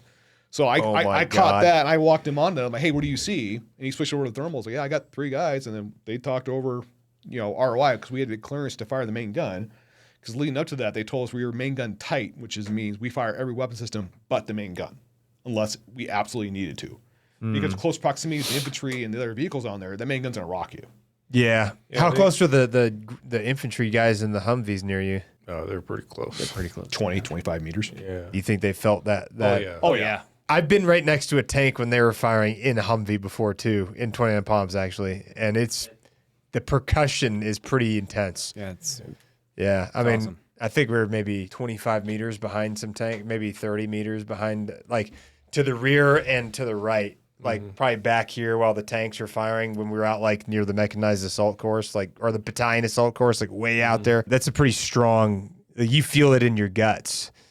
You know what I mean? Like, yeah. I'm sure the guys around you felt it, but at the same time, you're taking out, an RPG team. And so that's probably, making their lives less likely to be taken from them. So I'm sure that they were appreciative of that. But you guys sat there for multiple hours, maybe 4 hours, something like that. And then the actual team who was supposed to do the mission originally shows up. Yep. And once they showed up, you guys like slap hands and then you just dip out, or did you talk to him for a while and like tell him? I never saw him. We never got to see him. It was just like, okay, Radio we need to move, get out. The War Pig 1 is here. Who told you that? Our platoon leader, Stan. Okay, so your Stan. platoon leader radied up and said, hey, you guys are good to Pull bounce. Correct. Yeah, Pull Oh, out. okay. We need to vacate the reload spot. and Yep. refuel and go be ready for the second mission. Okay. Because I think we were already slated for another mission. Oh, wow. The mission had already kicked off. It's daylight. They've already started crossing the bridge. They're already working their way up the north side of the river. Yeah. Like, it's on. Okay. And so you got the word to leave, and were you guys planning on going back to Al-Qaim? Al-Qaim. Okay. Yeah. Okay, so you're just trying to return to Al-Qaim to refuel, refit, repair, get everything prepped again. Okay, and so was it on the way back from that bridge location was where you end up? Which way did you guys end up going? We were on the canal road, the farm road. We literally backed up 20 feet. Backed up Maybe 20 feet. 20 yards, maybe. Maybe. I think a Tops. Humvee was parked on this thing the whole time. Really? Yeah. There was a Humvee that was behind you before that? Yeah. Somebody had to have crossed over it. Yeah, they had to have been parked on. No, we did. Miller did. All the lead Humvees 2 did. Humvees, 2 tanks, and another Humvee had to run over this IED. It didn't go off. And it didn't go off. So we know it was command detonated. That's definitely command detonated. It was not So in, They just waited for the tank to be over to see what In it daylight. would do. In daylight, yeah. They needed to. They probably wanted needed to record evidence it. that it was going to work. Yeah. Those guys probably tried to record it on a cell phone or something to make a propaganda And video. we came in, when we came in to park at the location to guard the bridge, there was I don't remember, a sheep herder or goat herder walking, and, you told me, light him up, and I was just like, it was just hard to pull the trigger, because he shouldn't have been there. And Oh, the guy way out there? yeah. Oh, yeah. I have this in my head. It was a man in black, way on the, just crossing the farm field like that was every day, Sunday, like nothing's going on. Yeah. It very well But could he have been had that no AK. He had no It's hard to pull a trigger on, intent. that. It's like, this is so wrong. This guy should not be you don't here. pull the trigger on it, but it could have been him. It could have been somebody else. Yeah. And so you guys left him. We let him be. You let him be because he didn't have a weapon or anything. Yeah. But The he was ROVs out were- there In the back of our minds. in the we- back. Yeah, it was like one of those guys that you thought back the to. what ifs. What Yeah. if that was the guy that did Yeah. it? Because he was wearing all black. He was out in an active war zone when there's obviously people getting blown up and gunfire all over the place, and acting like everything's cool, Right. or But trying that to like wasn't blend in. abnormal. It wasn't. Iraq. It's Iraq. So Yeah.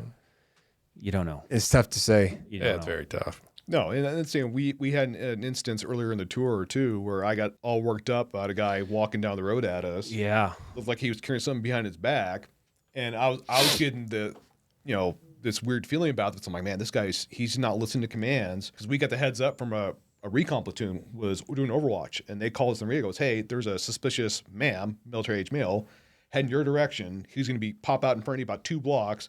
They gave us a pace count. He's like, he'll be out there in a few minutes. Just watch for him. And sure enough, this, right about time, this guy peeks out around the corner in front of us, does his little turkey peek around the corner, looking at us like, okay, that's unusual.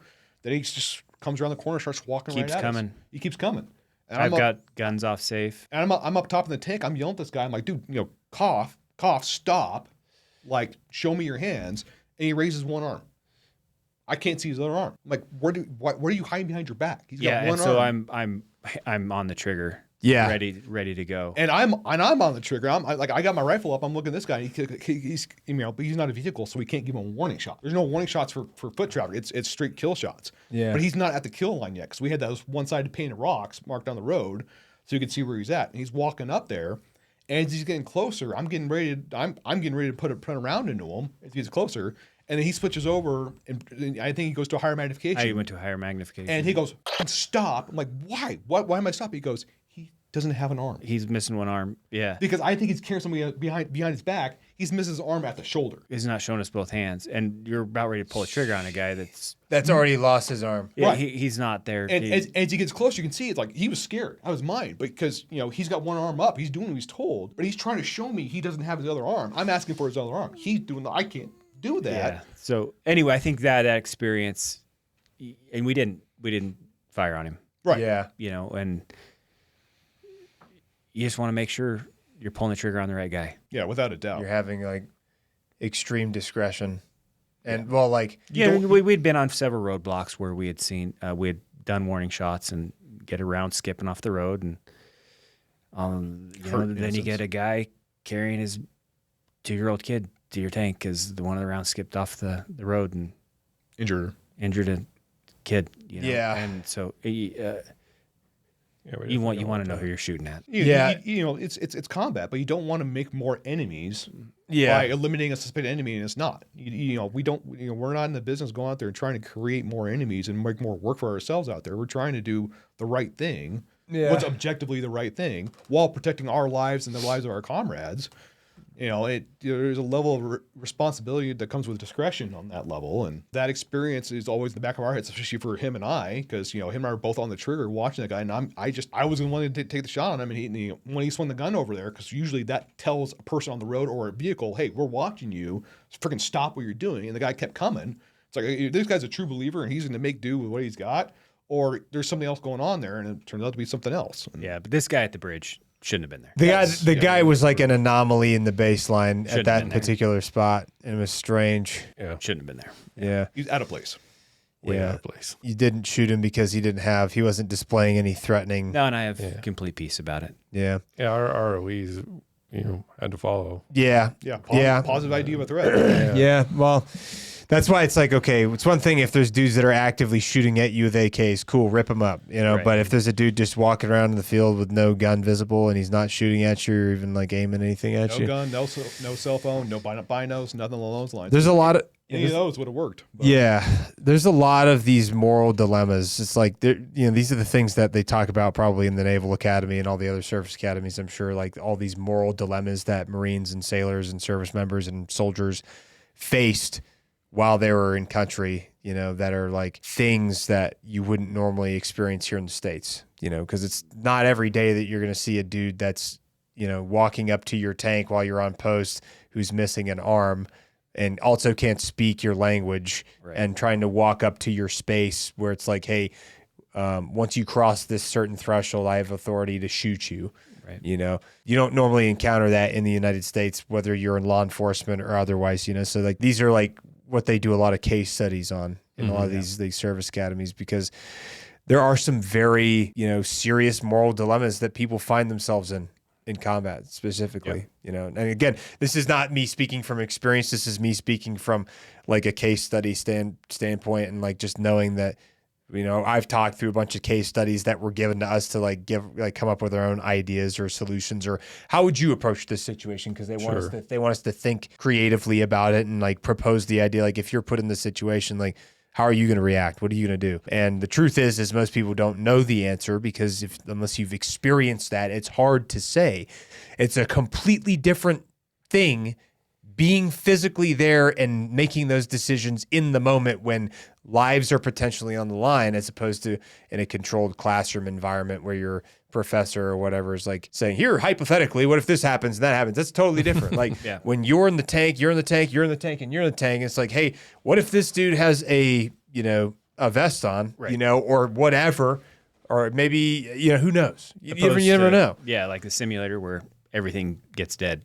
Yeah, exactly. And then you reset. Yeah, exactly. So that's like, it's those tough decisions are some of the things that your average human being is never faced with in their average life, especially since your average human being in America, the highest level of adversity they may face that day is like going through traffic to work that morning. And that's really it. Most people don't face that much adversity in America, like your average citizen. Like, you're not worried about a garbage can or a pile of trash or a dead goat on the side of the road blowing up. No, exactly. Or some like a dead animal that somebody shoved a bomb inside of. Like the donkey. Yeah, that's not something that people have to worry about here because we have relative peace and security, all things considered. But I want to backtrack real quick so we don't skip over anything. So you were getting ready to leave after your platoon commander said, all right, you guys are good to bounce. You have the clear, you've been replaced. Like, go ahead and head back to Al-Qaim. You kicked it in reverse? They told me to back up. So, because I can't see anything. He literally guides me everywhere I go. So you were looking back behind? Yep. Were you sticking out of the turret? No. So right before we started leaving that area, some mortar fire started coming from across the north side of the Euphrates. I could see the splashes in the water and walking toward us. So I got down, closed the hatches this time without being yelled at. And the hull was oriented parallel to the river. The turret was over the right side looking north.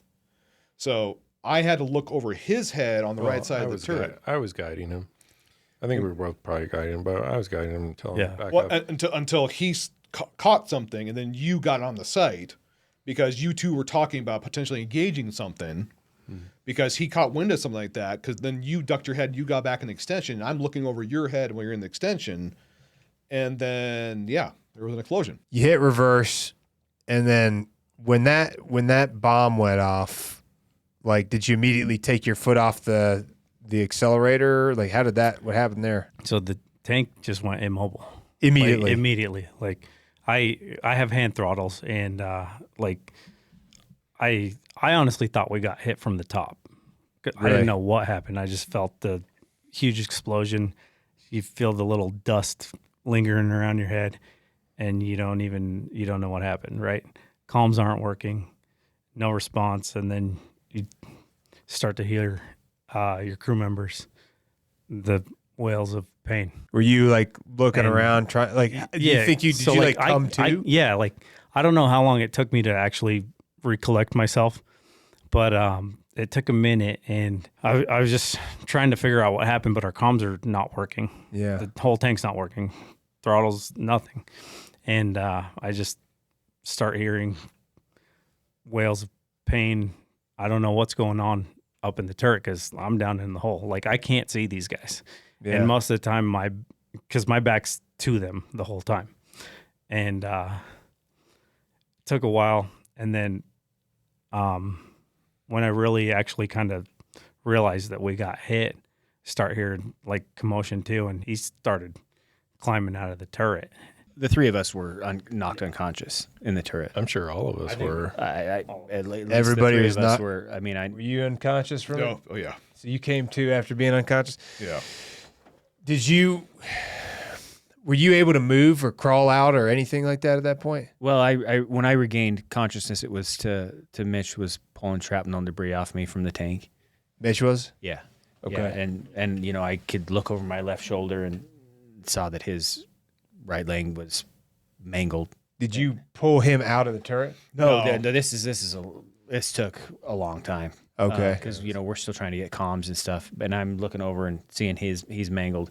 looking behind me, and he's mangled and crumpled over. You can And- see his legs. Yeah, Yeah. I mean, it's just, and there's blood and fluid through, because it created a percussion dent in the bottom of the tank. So you got fluids from the bottom of the tank, just you're covered in fluids and blood, and So like the And tank's Red Bull. fluids. the tank's fluids, Yeah. correct? Hydraulic fluid. So you've got hydraulic fluid, Just- antifreeze, just- all kinds of crap getting all up into your wounds. Yeah. While you're sitting there with mangled knees, mangled Yeah. legs. And so initially, I'm seeing their, missing limbs and whatnot, and I know I can't feel from my chest line down. So I'm thinking the lower half of my body's been blown off, and I'm just gonna wait, and I'll be dead here in a few minutes because lower half of I'm gonna bleed out real quick. Because you couldn't feel anything. Right.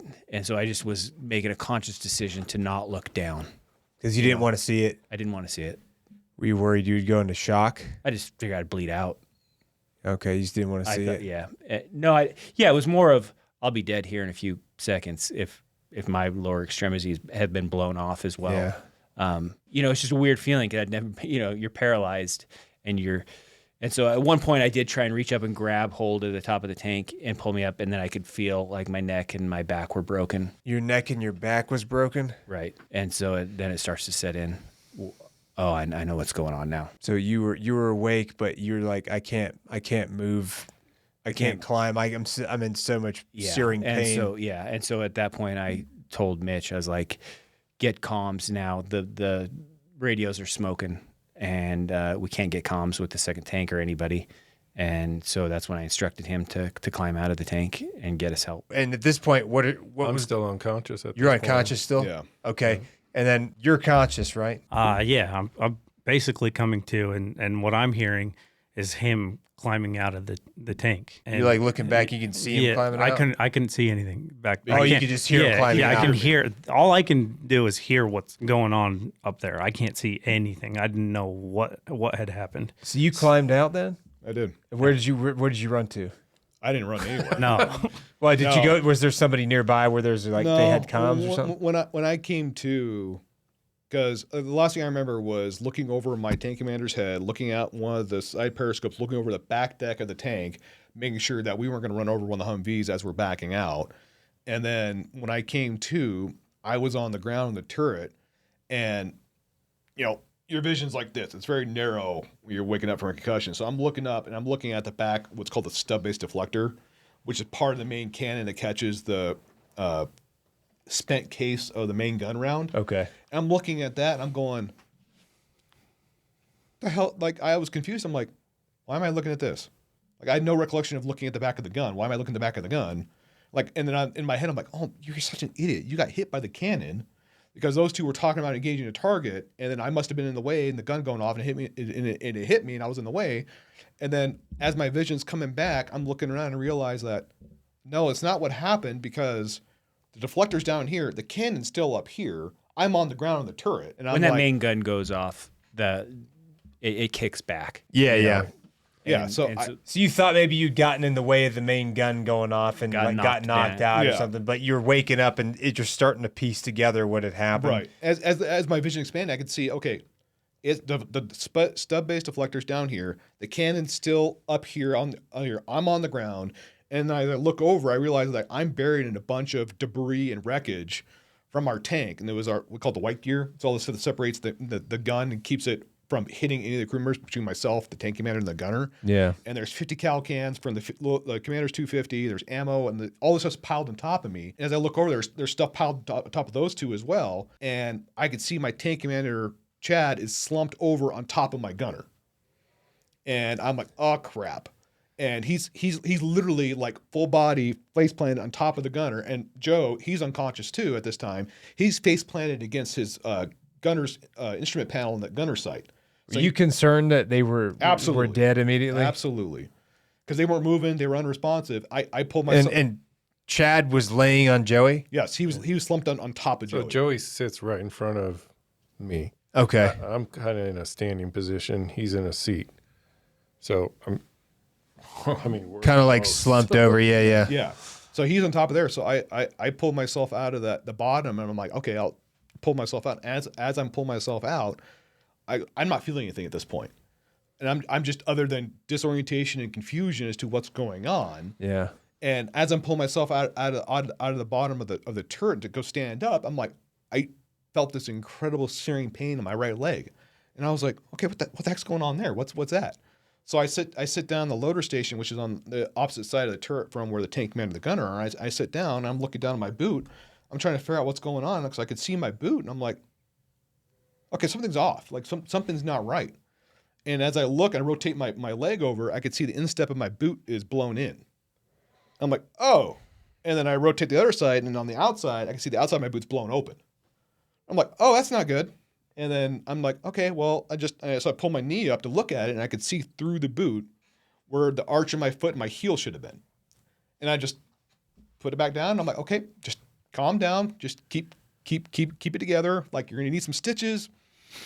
But yeah, There's a giant hole in your boot. It ended up being about a 19-centimeter hole through my boot, through where my arch of my foot and my heel should have been. Okay, check on those guys. Worry about that later. You're gonna need some stitches. It's fine. Calm down. Yeah. So I recompose myself, get myself up, and I start moving the debris off between that's blocking myself and my tank commander and my gunner. And as I get close, I get to Chad, and I try pulling him off Joe, and I realize I'm only using one arm. I'm like, okay, what's going on with that? And I look down, and my right hand's kind of hanging there. And I'm like, okay, well, now I'm going to investigate that. And I look down, and we wear these, the Nomex, like, flyers gloves. Yeah. Because that's just what we were inside the tank, because it's flame resistant, no static, whatever stuff. I'm looking at my right glove, and it looks like Mickey Mouse hands. Like, the glove is inflated. And I'm like, oh, that's not good. And I could see my sleeve is all tattered.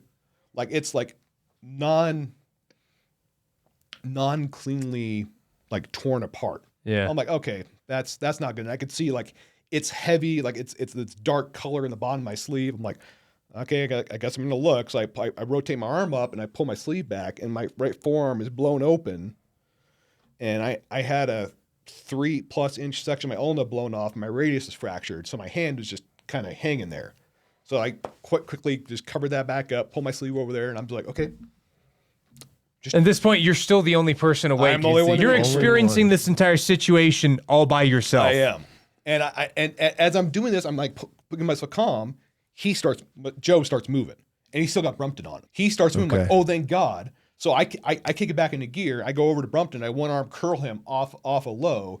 I slump him back into his tank commander's position.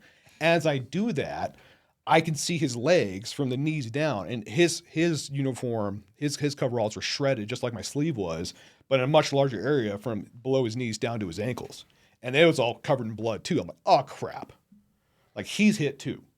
As I initially, obviously think, oh crap, they're both they're non-responsive, they might be dead. And then it's like, he starts moving, okay, he's alive.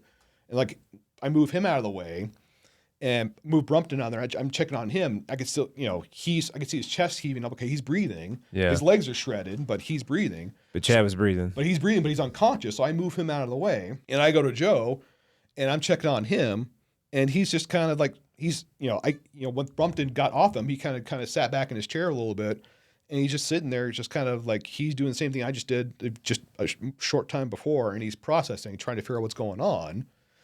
And Did you think like, oh man, we need to get some tourniquets on these dudes right now? we didn't have any. You didn't have any tourniquents? No. Not ready. What did you? Not ready available. No. What did you guys do for his legs? Nothing. Nothing. Nothing. It's just like a miracle that you did. They probably put tourniquets on you as soon as you got on the bird, then, huh? Nope. No. So the story keeps unfolding. Yeah, I'm sorry. Yeah, sorry. These are questions I have. I think in my head, I think of that. I'm like, okay, serious leg wound. Let's get a tourniquet on there. But anyway, so he's moving around. You're the only one who's like really moving around because he can't move really. Yep. So I check on him, and I asked him, like, hey man, I'm messed up. Are you good? Yeah. And he goes, yeah, I think so. You're asking Joey. I'm asking Joey because Okay. I did a quick once over on him, and I didn't see any blood on him that wasn't coming from him. Okay. I didn't see any obvious injuries. I could see all of him. I could see his legs. I could see everything because I'm standing above him, off to the side. Okay. I just did a quick once over. I'm like, okay, man, you're good. Like, I'm like, we need to swap out because I'm not good. Yeah. And he was quick, like, yeah, man, we're good. And he makes a motion like he goes to like kick his legs off and move, and he goes, I think my legs are pinned. And I look down and I can see his legs they're sitting there. And I look at him like, we don't say anything. I just look at him and he looks at me, and just this quick realization I could see in his face, because his entire expression changed, because I can tell he felt it. He's like, my back hurts. Because he tried to get up, and that's probably when he felt his back. He tried to get up and he realized that, oh, something's not wrong. And he just looks at me and goes, my back hurts. And I look at him and I'm like, there goes completely dashes my hope of immediately getting some sort of assistance and aid in the situation where I'm in, because I know what condition I'm in. I know what condition my tank commander's in. I think he's dead, because he was down on the ground in the hole. I have no idea, because we have no communication with each other. Yeah. So I in my head, I wrote him off as dead, which I hate to say, but it's like I just kind of bracing myself that the reality is, because him being the driver, being closest to the ground. And the tank was immobile, but it was still running. Yeah. It's still running. It's still running, and you can't communicate in the tank when it's still running without comms. Yeah. So you don't have comms. The engine's still running, so there's still There's still the world. like a freaking jet turbine engine still running. Right. But the turret's got no power. The engine was still functioning even after hitting an IED that blew up, that immobilized it. Yeah. What did it do? Just throw the tracks off? I don't know. No, it blew off a road wheel. And It blew a hole straight through the bottom of the tank. Like in the when hole. I finally was able to get back into it, I could see the ground from inside the tank. I can show you pictures. Jesus Yeah, Christ. it completely blew a hole through the bottom of the tank. Yeah, we'll talk about that after this, because that's gonna be an important piece of telling the story. yeah. And we'll talk about that too, because I know you went back, right? Yeah. So, okay, so you eventually he's like, dude, we don't have comms. Can you get comms back up, right? And so you said that you heard him somehow through the noise that was going on. I was, because I was right on top of him. Like I was right next to him, like as close as you and I are right now. Okay. That's how close I was to him and talking. And when he said his back hurt, I pushed him forward, and I could see in his back, the middle part of his sappy plate in his back was completely caved in. The middle part of his sappy plate. plate in the middle of his back was caved in, right where the back of the gunner's chair was. The metal Would have Would have been. Yeah. So he, based on what I can extrapolate, in the explosion, he got bent over the back of the chair, and that chair, because it's metal, didn't move, so it broke his back, right in the middle of his back. Okay. So when I saw that, and I saw I'm like, because he made the comment, his back hurt, so I checked his back for any like blast injuries, like punctures. I didn't, wasn't bleeding, but I'm like, I saw the indentation. I'm like, oh crap, that's not good. And then after I did that, he starts moving. I'm like, okay, he's alive. He starts making noise. He's not there. Like he's in pain. I'm like, Steph, what are we gonna do? I'm trying to talk to him. And he's like not in. No. Brumpton's dying. Out. Still blacked out, like making noises and stuff. Yes. Yeah, I was probably moaning or something. Yeah. He's dying. Yeah. It was, After a traumatic event like that, you're probably like, there's not much. You're not like cognitively focused on what's going on. No, like you're just like There's nothing. still coming back. Yeah. No, and I tried talking to him. I'm like, he's my tank commander. Like, hey, what are we gonna do? Like, what? Because I'm without the use of one arm and one leg. He has no legs. Both of his legs are shredded, and he's not responsive because he's completely just unconscious and shock. I mean, it's a bad situation all around. And then he pulls me back, like he grabs me and goes, "Hey." Joey does? Yes. Yeah. Okay. He grabs me back and goes, "Get us out of here." To me. And I'm like, oh, okay. Like, not top on the list of things I want to do, but gonna have to. Yeah. It's just in my head. I'm processing this in light speed, what's all going on there, because from the initial blast till when I pull myself out of the tank is a matter of minutes. Okay. But when you're in that situation and everything else, it feels like a lot longer than that. I'm sure it probably felt like a freaking eternity during that whole thing. Because, I mean, all this stuff's moving slow motion. Like, everything's happening in slow motion, but it's probably very quick because, like, the fact that you guys all survived, considering such a catastrophic blast happened, means that things happen quickly enough that you were able to get aid quick enough to survive. So when, he asked us, "Hey, get us out of here." I'm like, okay, guess I'm going out there. Yeah. And as I'm making my way back to the hatch, the reality setting in. It's like, oh, that's right. We were in the middle of a fight when this went off. And I can hear outside. There's still active firefight going on outside the tank. Yeah, we're still getting hit by small arms. The tanks can still our tank is still getting shot at. I can hear the rounds impacting the tank still. I'm like, okay, Wow. I guess I'm going out there, and it's like and I just took a quick moment to myself. I'm like, okay, how am I going to do You're this? wounded. You have to get outside of the tank because obviously you don't have comms. You can't communicate to anybody, but you need to make sure you could call Evac and stuff. And I took a moment myself, took a deep breath, and then I figured out, okay, I'm just going to get my knees on here, bring my good leg up, be able to push off on that, unlatch the hatch, push it open, and I just stood up with one leg and just opened the hatch, one arm, one leg, held onto it as it opened, and used the weight of it to pull myself out of the turret. Yeah. And then I just kind of laid on top of the turret and kind of wiggled my way behind the now open hatch to use it as cover because we're still getting shot. I heard as soon as he climbed out of the hatch, I just heard a barrage of bullets just hitting the tank, and I thought, oh no, there's no way he made it. There's no way he made it out of the tank, and you were able to hide behind the propped up loader's hatch. Yep. And then saved your bacon. And I could hear him. He was yelling for me. He's asking he's like, Helky, you good? I thought for sure I'd send him to his death. And it got quiet for a blitz second there because I'm trying to get my bearings again as to where we're at, where it's at, because I'm looking for our wing tank, looking for any sort of assistance because I know they're going to be in close proximity to us. And I saw Sergeant Miller's tank, which is directly to our west, right there on the same road. I could see him, and I'm trying to get their attention, but they're oriented to my left, which is to the south, and they're engaging. Like they're still very much in the fight because of everything that's going on there. You know, the fight doesn't stop when somebody gets hurt. Yeah. You know, and the first rule is win the fight. Yeah. And they're very much actively engaged in the fight. And I'm trying to get their attention. I'm like, you know, doing my best, waving with one arm, trying to get their attention. Like, hey, look at us, we're over here, trying to get some help. You know, trying to do my sad puppy dog, like, hey, we're hurt. You know, come help us. And eventually, their loader, his name's Ward. He sees me, and I can see him go over to his tank commander, hit him on the shoulder, and then they can see him look back over here, and they can see us. And I'm doing the, hey, we need help, try as best we can. Hand-arm signals with my wounded arm and everything else. And as that's going on there, I can hear a helicopter in the distance. And that morning, we had air support from 269, and it was a section of one Huey and one Cobra overhead.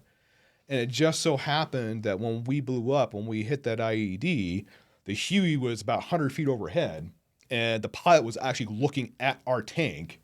And he was, he tells me, he was taking the size thing because, oh man, look, he didn't realize the scale of what an Abrams is on the ground compared to anything else. He's looking, man, that's a big, it's a big machine. And then he watched it blow up. He goes, oh crap.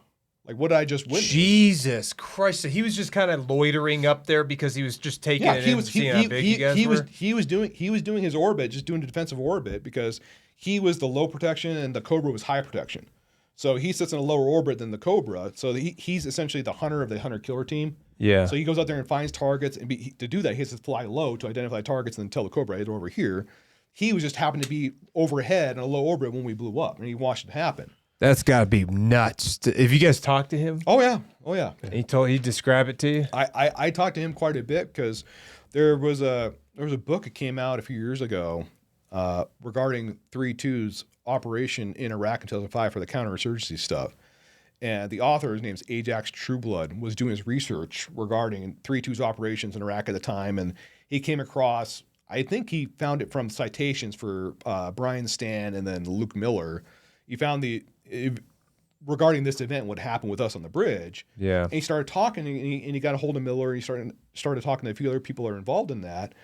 And he's like, hey, I want to get into, he wanted to talk to the tankers. He wanted to talk to us. They were involved in the tank. And Luke Miller and I, he knows me. We're in the same city. And he goes like, hey, I got this author who wants to talk to you about what happened out there. And during the whole transpire, the author got a hold of the helicopter guys from 269 and got in touch with them. And the pilot that saw me reached out to the author, goes, hey, do you know the tankers? And do you know specifically the ones on the tankers that got blown up? Because I want to talk to those guys. Yeah. Because what would happen next is he saw us blow up. He made a pass, went back around. And what I heard when I was on top of the tank after I was trying to get a hold of Sergeant Miller's attention, which I eventually get, I heard the helicopter come, and now he's coming at 50 feet instead of 100 feet. So he's coming in lower, and I kind of look up over my shoulder and look at him, and he's got the helicopter kind of dipped over to the side because he's in the right seat because he's the pilot in command. And I make eye contact with him. His name's Greg Hanville. I see him. He sees me. And as he's flying, it's like it's the greatest military cliche since 1950s with a helicopter flying overhead. Sees his wound in the ground. He had to come, sit down and save the day. But I see him. He sees me, like literally looking at each other. As he passes by, I give him the hand signal, like, "Hey, set down." And he just tells his crew, he goes, "Hey, we got wounded Marines down there." Because he could see me. He could see I'm torn up from my entire right side of my body down. He sees that and he makes a call. Goes, "Hey, we have wounded Marines down there. We're going to sit down and get those guys." Nice. We good? And his entire crew, to a man, is like, "Yeah, we got it, sir." I'm like, Yeah. Do it. And And these are Army cats, right? nope, Marine Those Corps. Marines. Marines that were flying a Huey? UH-1. Huey gunship.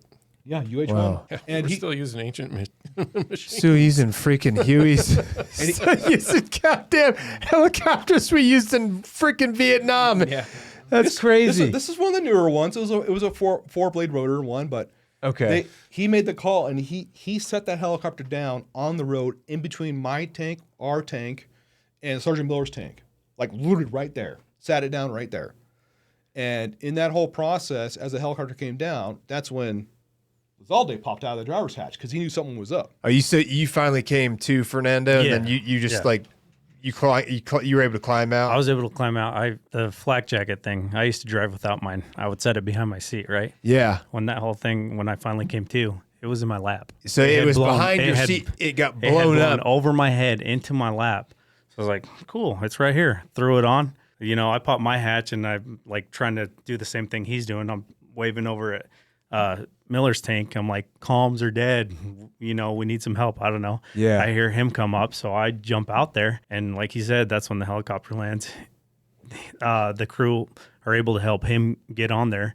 And at that point, Miller had jumped off his tank and he ran over. This is the tank commander of the wingman tank. Yes. The tank commander of the wingman tank. Okay. Yeah, Luke Miller, he runs over. Him and I are able to pull Chad out Okay. with the help of the other Marines. And Chad, you were awake and conscious by this point? By this time, yeah, Yeah. I was awake. I had woken up, and I'll let you finish your Oh, yeah, version. Yeah, so he had woken up and we reached in there. We were able to pull him out, help him get down off the tank, and then we tried to pull Joe out. Luke and I both reach in there, grab his flak, and we give him a yank, and he was pinned in there. He wasn't coming out. You were pinned. Well, I mean, we couldn't lift him out. I was just dead weight. Dead weight, yeah. So we couldn't lift him out. But at that point, we start taking heavier arms fire, like small arms fire. Yeah. And they picked it up, and because they saw the helicopter down, Yeah, like, they saw a juicy target on the They're ground like, now. this is our chance, ramp up the fire. And Yeah. Miller ends up jumping down into the turret with Joe, and the other helicopter the helicopter had to take off, and it had these guys. Okay, so the Huey Yeah. had you on it, Yep. and then you on it, Chad. Yep. Yeah. Okay, and then they had to bounce because they were had to getting bounce shot 'cause at too we're much. getting shot at. Yeah, we were And getting we shredded. start hearing extra bullets pinging off the tank, and Miller's like, "Hey, get out of here!" So I actually jumped off the tank and ran over to his tank to help them fight their tank. Okay, so you got into So, his yeah. tank. So I got while in, he was yeah. in your While he was in destroyed our tank. in our yes, with you, and you guys were in there by yourself. yeah. How long were you in that destroyed tank for then? I don't know. I mean, it seemed like a long time, but yeah, he got on, and I don't know if there were any rounds of the 240 left, but I think he fired off the rest of the I 240 just round. reloaded it. Yeah, so he fired off the 240, and then he buttoned up the hatch just because we were taking a lot of fire still. So it's just you and Me a and the tank commander from the other that you tank. weren't like super close with No, inside. I was really close with him. He Oh, was you were? He was part of our platoon. Yeah, he was Okay. one of the Yeah, two. He was the other tank of the two tanks that came up from Heat to Al Qaim. Okay, So, so you were pretty close with him. You oh, knew yeah. him pretty well. Yeah, knew him really But well. like those three are gone, so it's just you and him. Just and How weird We're was talking that? CMH stuff here, and he doesn't have a CMH. Was that a weird experience? it was weird. Yeah, it was scary. Being left behind. Like you just wanted to be on the helicopter and get out. Yeah. And I wanted you there. what's that? I wanted you there. I made a big stink about it. Yeah. But he did a good job. You know, he was a good Christian guy. And, you know, I'm thinking I'm in my coffin here. And so I was trying to make things right with my creator before I go see him. And so Did you think you were dying? I didn't think we were going to get out of there. Yeah. And so he just sat down and he prayed with me in the bottom of the tank. And a real peace came over us. And it's a pretty amazing experience to share with that guy. Yeah. Yeah. There's some movies out there that try to do a good job of portraying similar things, like frameworks of like situations where there's just total utter chaos around everybody, and there's like that one place of solace where there's like a couple guys maybe saying the Lord's Prayer or something like that. Yeah, that's exactly it. That's exactly it. Yeah. I can visualize that. Yeah. Yeah. And when Brumpton and I were on Greg Hanville's chopper and we took off, like I absolutely did not want to leave him. But when Lizalde helped me get off the tank, the helicopter crew, one of the guys' name is Josh Cherry, he came, one guy under each arm of me, helped me get me to, I'm hopping literally on one leg to the chopper. As we're going, I shake them off. I'm like, hey, we got more wounded. Go help them. Yeah. Like, go get those guys. So they leave me, and I make an ungraceful entry into the backside of the UH-1 on the copilot side, you know, back behind the copilot, just in the crew compartment. So I'm laid up in the jump seat, and the only one in the helicopter is Hanville. So his two crew chiefs and his copilot are helping the guys pull Brumpton off the tank, and they lower Brumpton down between Lizalde and Miller, and then they get him to the helicopter crew, and all three of them, one guy under each leg and one guy under their arms, carried Brumpton to the chopper. And as they're doing this, I'm laying in the chopper, and the chopper is getting shot. I can hear the airframe taking impacts, and I'm thinking to myself, "Oh, great! Like this situation just keeps compounding." Dude. Yeah, it just never gets better. And as they get Brumpton to the chopper, they dump him on top of me. I was man tossed. Yeah, literally Like, tossed on top. We gotta get the hell out of here. On top of me. Hanville gives his guys the mount up. We got to go. So his guys get on the chopper, and I think we were just going, there's more. and as the chopper's powering up, I can hear him rolling on the power to lift out there. I summoned what strength I had left and went over their stuff, and I barked at him. I'm like, we got one more. Like, hey, we got one more. And he looks back at me and goes, hey, we got to go. Like, I will come back for him. We got to go. Yeah. And he rolled on the power and took off, lifted off there. And as we're taking off, in hindsight, I'm a realist. I understand the situation we're in. The helicopter's been on the ground for too long. It's already taken impacts. Like it's getting shot up on the ground. Yeah. He didn't need to be on the ground in the first place. He's not a medevac. He's a gunship. That's the fact. That's the thing I think that might have been like what potentially, lessen the likelihood of casualties, like significant, like Yes. life-threatening. Oh, absolutely. Is the fact that the aircraft was there already and watched the explosion happen, landed, and then took off. Because a lot of times, these guys will get blown up and they'll be sitting there for 30 minutes. Oh, that's the reason this guy's alive. Yeah. For sure. And And you. Yeah. for sure. Yeah. We were bleeding That's a out. pretty damn. That's a miracle. And as Hanville told me later when I talked to him, because the author of the book put him in touch with me. Yeah. And so we were able to talk some years ago. And actually, we did the whole, hey, I'm here. He wanted to make sure he's talking to the guy he saw on top of the tank, which was me. Yeah. So he goes, hey, I remember this. Was that you? I'm like, yeah, I remember that. And we just, did our bona fides, as it were. And understand we are who we are. And, got the rest of the story. And, he likes to give me crap now because he's now my hunting buddy. But he tells me at the time, I scared the crap out of him. I yelled at him we had to stop and get him. Is he going to be at the ball? He is. I will introduce you. After this, we're going to talk.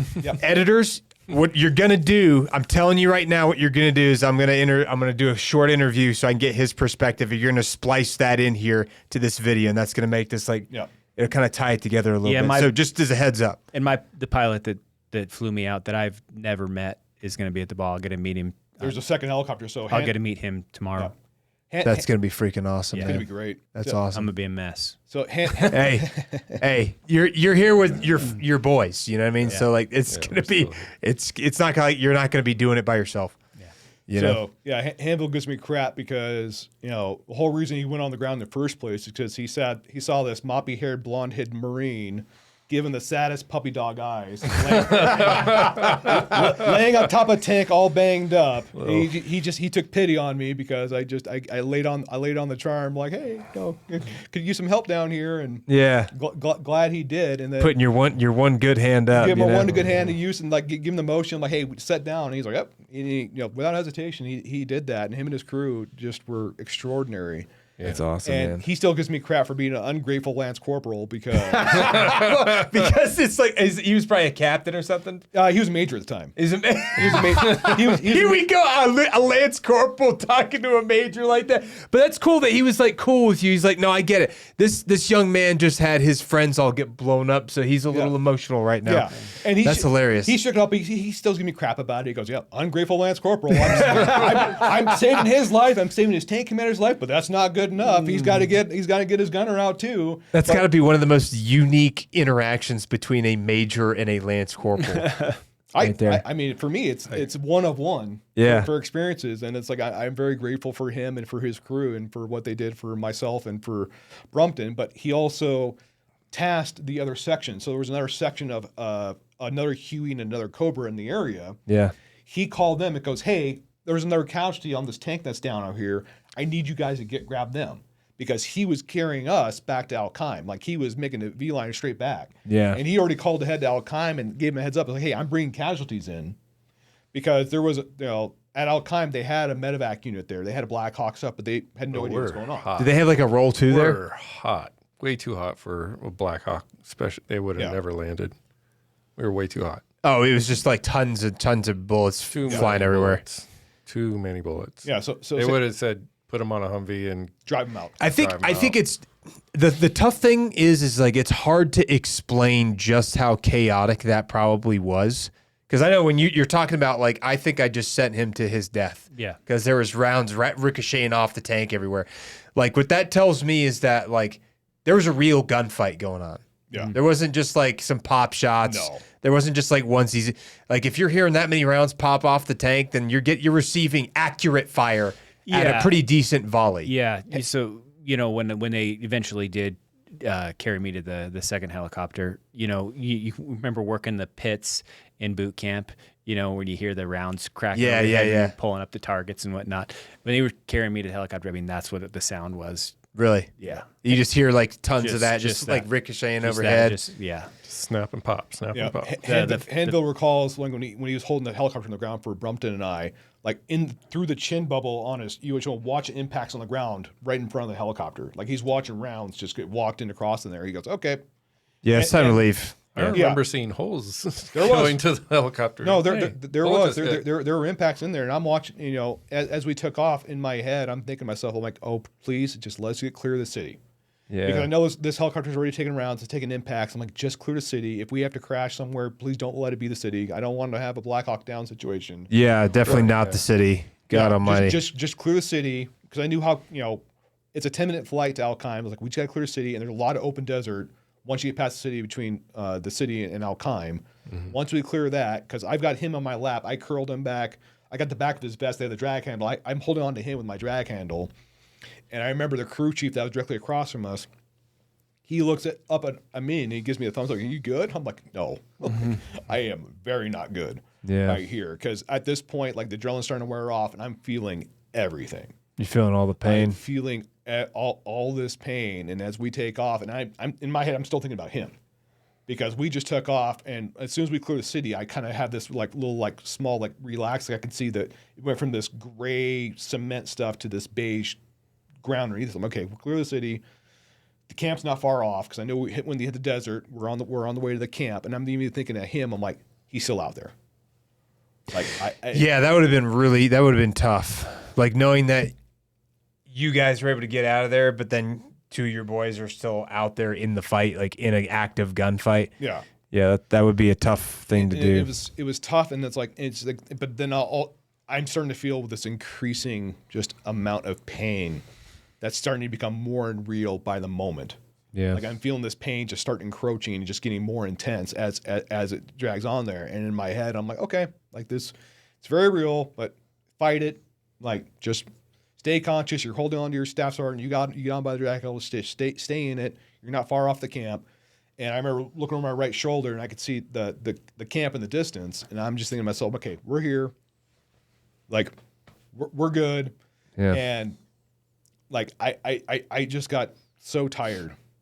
Like my whole body started giving out, and I just started just feeling, getting all the cliches. I was starting to get cold. I was starting to get sleepy. Yeah, we're just all bleeding out like crazy. And I just remember looking out as I could see the camp distance. I looked back down at my injuries. I'm looking at my staff sergeant. I'm looking out the door, and I'm watching his and I blood's just pooling and getting caught in the jet stream as we're going by. And I'm like, oh, that's kind of cool. Just had one of those cool little moments as I'm watching them. That's kind of neat. I don't see that before. And then the reality is, oh, that's not a good thing, you know. And it's just like, and then it goes back to reality. It's like, oh, there's the pain again, and just had the moment where you laughs. But I could feel the helicopter start descending, and I'm like, okay, we're about there. And then I start relaxing because I noticed, like, if I stopped fighting it, I started relaxing. It's like the pain kind of subsided a little bit. Didn't go away. It just wasn't as sharp. I'm like, okay, I'll relax a little bit. I'll stop fighting it as much. It'll be fine. And then the last thing I remember was the helicopter started descending. I had a slight little bang to it. And then the next thing I remember, I wake up, I'm outside the aid station. You know, my vest is torn open and they're starting to work on me. And when Hanville called ahead to the aid station and told him, hey, he's bringing casualties in, the flight surgeon for the squadron heard that and immediately thought they have casualties. Like the air crew has casualties. So she responds out to the aid station thinking the air crew is bringing in casualties that they're her own. So she's going to tend to their own guys because it wasn't clear which casualties they were bringing in. Okay, so she came out and was like ready to start treating you guys? She was working on me. Okay. So I woke up to this brunette working on me, this young woman, and because my last recollection, because I let go. The last recollection I had was starting to descend. I'm like, hey, we're here. I can relax. Apparently I relaxed too far. Just passed out. Yeah. I wake up, my vest is open, and like I went from 0 to 100 like that. They hit me with adrenaline or something. Because I am fighting, like I'm fighting, like I tried getting off the stretcher, I'm like ready to go. And like they're holding me back down, and my vest is open, my gear's getting cut off of me, and they start rapid fire asking me questions. Hey, what were you in? What unit? What hit you? What did you lose consciousness? And they're asking me those questions like yeah, like, okay, let me catch up on stuff. By the way, I'm in searing pain right now. Yeah. Can we do that? Yeah, it's tough. And while this is all going on there, they're shows up. They're getting low. Yeah. Correct me if I'm wrong, but didn't they try and restart the helicopter after that, and it wouldn't restart? I had to clear with them. They did have to shut down the airstrip because he had bolt holes in the rotors. So they took the rotor tape and taped up the rotor to get him back into service. Because it was one of those things that the chopper was shot up enough that, they had a talk with the crew. Goes, hey, we can be done. It's like we did our job. Like we're shot up. Like we can be done here. And the crew was like, no, we got to go back out. We made a promise. We got to go. So they fired back up, rearmed, refueled, went back out there after they did a quick repair. So they put tape over the bullet holes on the rotors. Yeah. And they flew back out. Yep. The same guy that picked you up. Yep. Went back flew out there. back out to the tank. Yep. He was air support at this point. To the air area. Yeah. To the area as air support, Yep. not to Yep. Kazavat, because the other guy that was Got in the it. area came over and I don't picked know you how up. long it was I was in that tank with Miller. Could have been I don't know. an hour, 2, No, 3. I know. it wasn't. No, No, it wasn't. It was like 10 minutes. 15 minutes. Oh, 10 minutes. Yeah. Yeah, because I think so. Yeah, Okay. because the helicopter guys were talking to each other and it says, hey, we have. Yeah, you would know more. I was going to say, you Yeah, so showed up since and I you was were still there, gone. you were in the other tank. Yeah, so after they took these two, I ran over to the other tank, like I said, and I was in there helping them fight that tank. But when I finally knew that they got Joe out was because Miller ran back to his own tank. And at one point, there was 4 of us in a 3-man turret shooting rounds. Yeah. And that was when you were like sitting I as far was back as as far you could. back as I could because I had this big country boy Ward in front of me loading rounds, and Burton's firing them off. Miller's calling it, and then They're firing tank main gun yeah. rounds. And you're in there And with I'm the in there. breach coming back like this far away from you. Yeah, can't remember if it was Ward he was closer to it, but yeah, I was right up in there, and then finally at one point it kind of like died down enough that they were like, "Hey, get out of here. You're going back to Al-Qaim." Once the bullets stopped ricocheting off everywhere. Yeah. You got Once it out was of the only tank? raining a You little got out of the drizzle. tank? I got out of the tank and I got onto a convoy Humvee? back to Al Qaim. Oh, I didn't know that. Yeah, because I thought you guys rode all the way back. oh no, I got out of the tank, rode on the convoy to Al Qaim, and then I just remember I sat there for I don't even know how long until Top Ski came over, and he's like, "Hey, you and me, we're going back out. You're gonna be my gunner. We're gonna fight that tank." How was that convoy back? Were you getting shot at the whole time? Not necessarily that one, but when we went back, it was dark, so we got shot on the way there. Because I told Top, I was like, "Hey, that tank is immobile. It's not gonna. You we went can't fight back it." when it was dark that night? Yes, sir. Yeah, Yeah, they had we to went go back to get our We went tank. back that night to try to Recover. that tank and fight it. I was gonna be the gunner. All of a sudden, hey, driver, you're my gunner. We got a master sergeant that's gonna be your tank commander. Yeah. And we're gonna get this tank out of here. I was like, from what I saw, that tank's not moving. I told him this, and I was like, he's like, think about it. Let me know if you want to do this. I was like, all right. He comes back, and I was like, let's go. So we went back out that night, and we took machine gun fire RPGs on the way to the tank. Yeah. We popped down for literally 15 seconds. He's like, oh, yeah, this thing isn't going to work. Oh, yeah. Yeah. It's broken. Oh, so, You're like, no kidding. Oh, so what you said is true. Okay. and then we get right back on those Humvees. Oh, and yeah, went it's back broken. And took more RPGs and more small arms fire.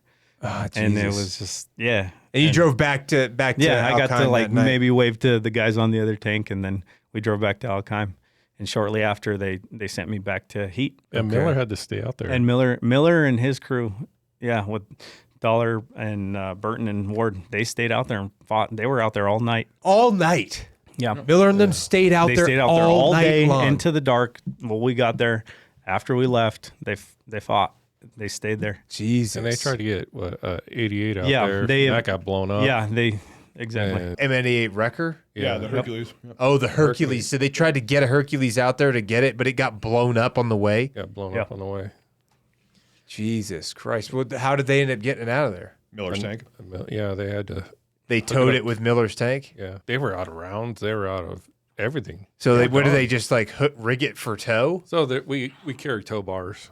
So a tank can tow another tank? Yes. Tank- Even if the treads are gone? Yeah, it'll. You can pull anything with it. Yeah. Can you really? Yeah, another tank. That's so cool, man. Dude, tanks are so freaking cool, man. That's so. All right. You're back at Al Qaim. You're back at Al Qaim. They brought you back about 15 minutes after they left, right? Right. And you went back to Al Qaim too? Yeah. These guys got more memory of that than I. After that point, I Were was you pretty out of it? pretty out of it.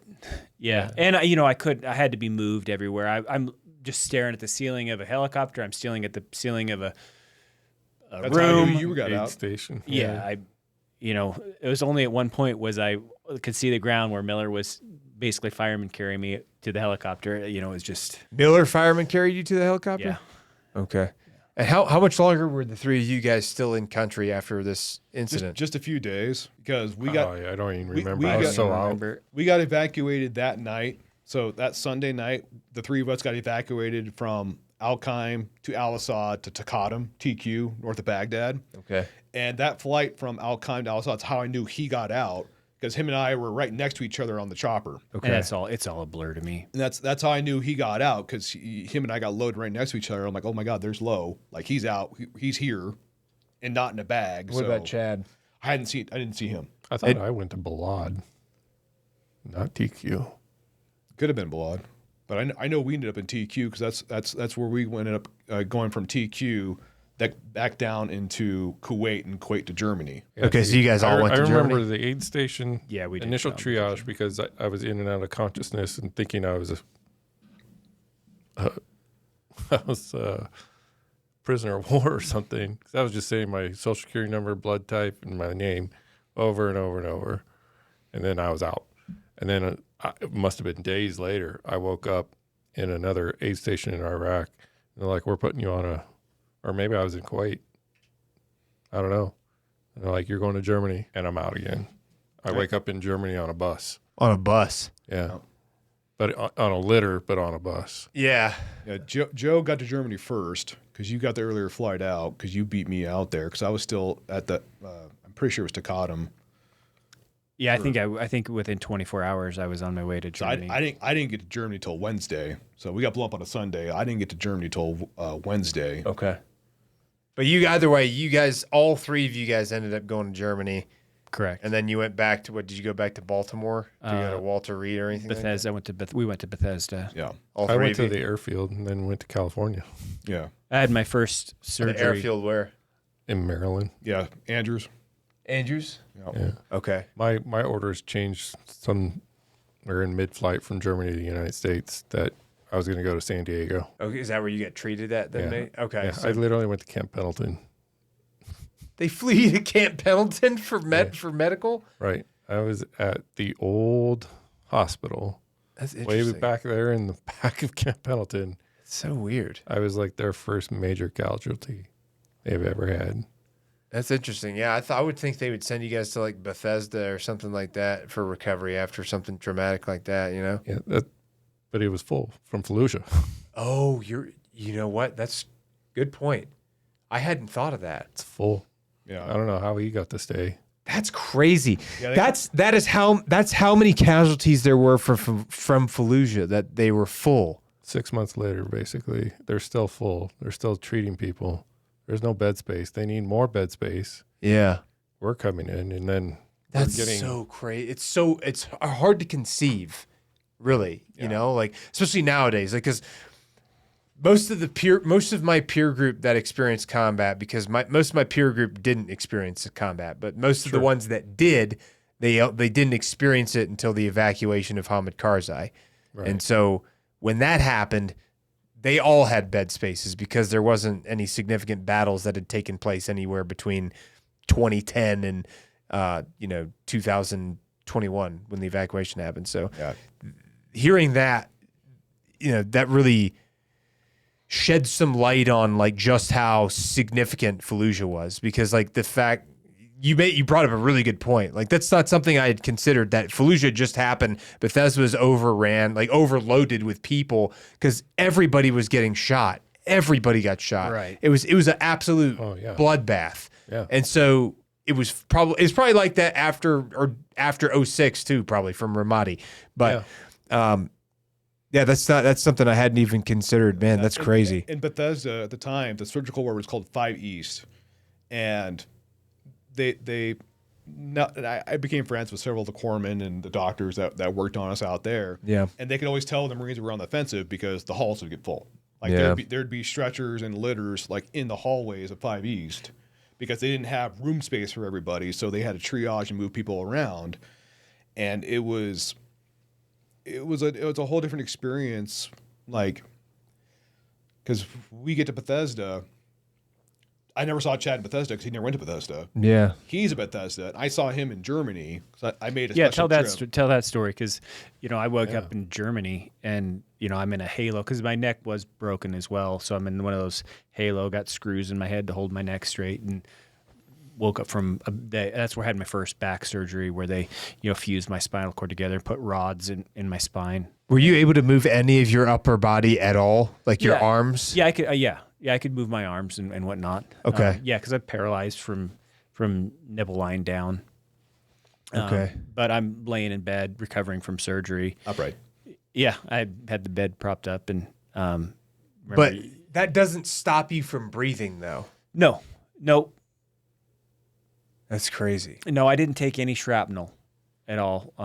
Just the neck and the spine. Paralyzed meaning just like musculoskeletal paralyzation. Right, and that's what it is. You're so with my neck being broken, it didn't do any damage to the spinal cord, which is why I'm not paralyzed from the neck down. Okay. But the damage to my spinal cord at T3, T4, thoracic T3, T4, the spinal cord was damaged. And that's what left it paralysis. So it's just the spinal cord that from your brain that goes to tell your legs to move from this level. It doesn't tell, but your organs still function and all that. Yeah. You ever looked into Neuralink?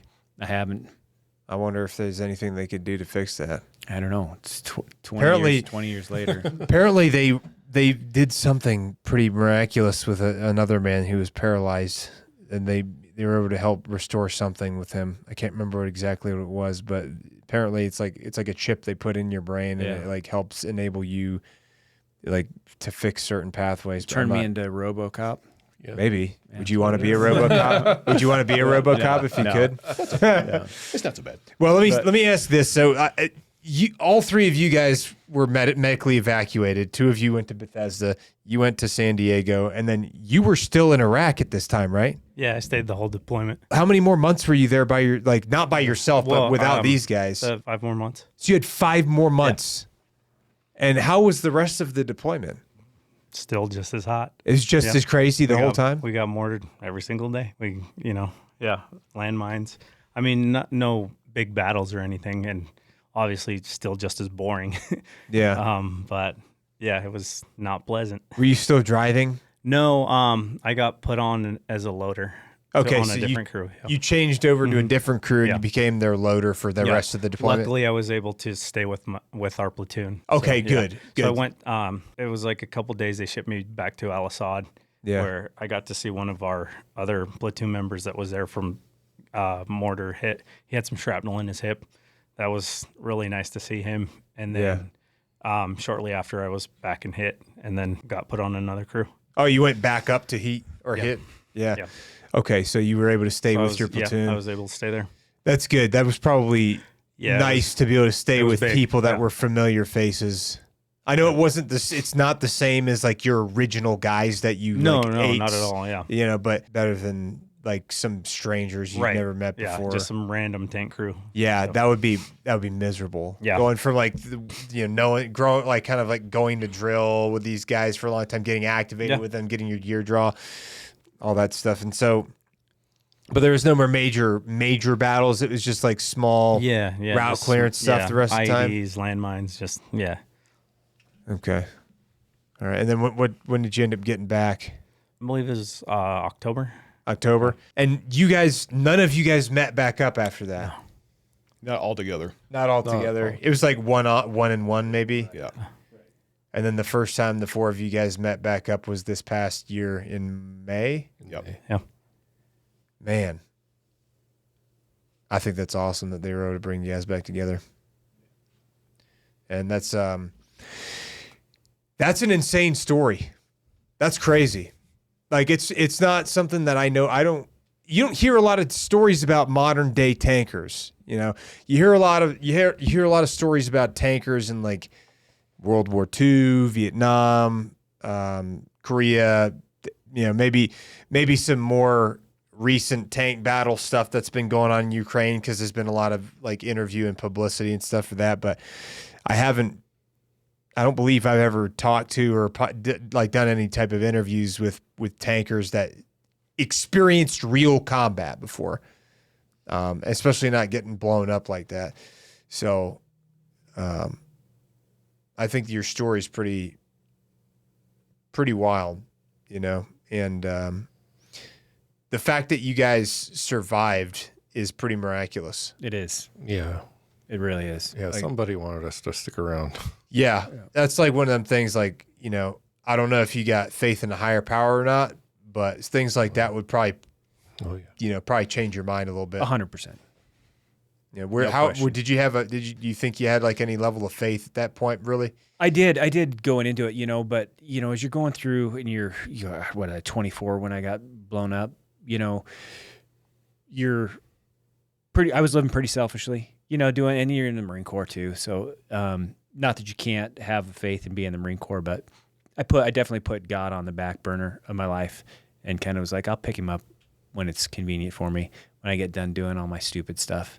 And it's a scary place to be, sitting there at the bottom of the tank thinking I'd been living solely and selfishly for myself. And here I'm about to meet my maker, and it's pretty scary. You think that experience changed the whole direction of my life? Yeah, that's what I was going to ask. 100% changed the whole direction of my life, where I was headed, what I was going to do with my life. Yep.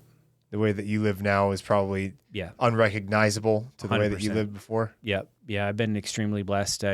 After getting back to Boise, and living there independently for 5 or 6 years. I moved up to northern Idaho. My brother was a Marine as well, and he lived up in northern Idaho. My brother was too. And so he got married, started having my nieces and nephews, so I wanted to be close to him. So I moved up there and met my wife. We were both Young Life leaders I don't know if you ever heard of Young Life. It's like a youth outreach, big brother, big sister program through the high schools. That's cool. We were both leaders, and we met, and I think a year later we were married. And That's awesome. She didn't care that I was in a wheelchair, and we've got 4 kids. And no kidding. yeah. So you were able to still. Oh, we adopted them. We got into foster care. Our hearts were always for kids, so we fostered 4 siblings, and ended up adopting all 4 siblings. So we went from 0 to 4 kids, and overnight, instant. Instant was that? What's 4 kids? I can't remember the word. It's because triplets, and then what's the one after that?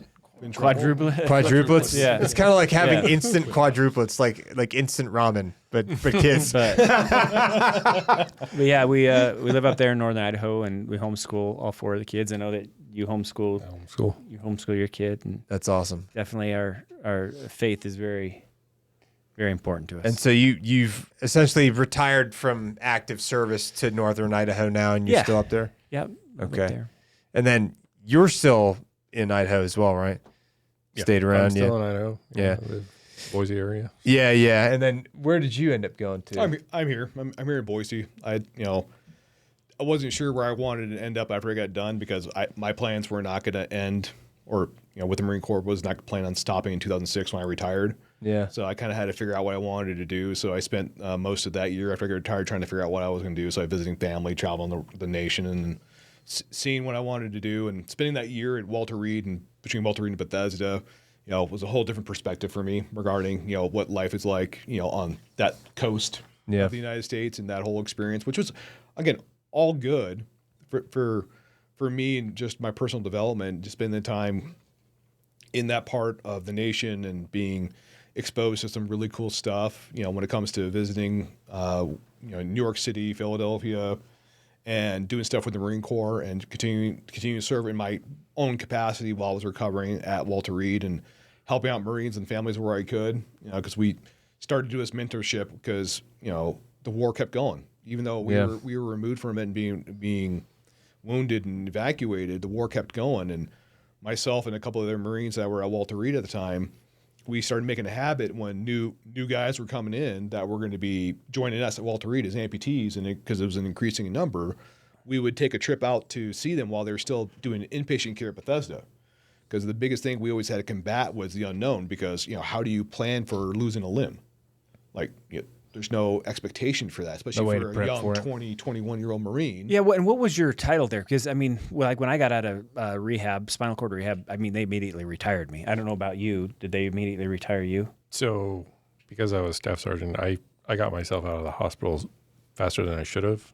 But which I went through all the retirement classes and all that, and gotcha. I was out before I even was recovered. So did they medically retire you guys then? Yes. Yeah. Okay. But so you were back and forth, I know, right? Yeah. No, I wanted to stay in, and that was kind of the thing I was fighting with, because I wanted to stay in. Yeah. And that's why you were at Walter Reed for so long.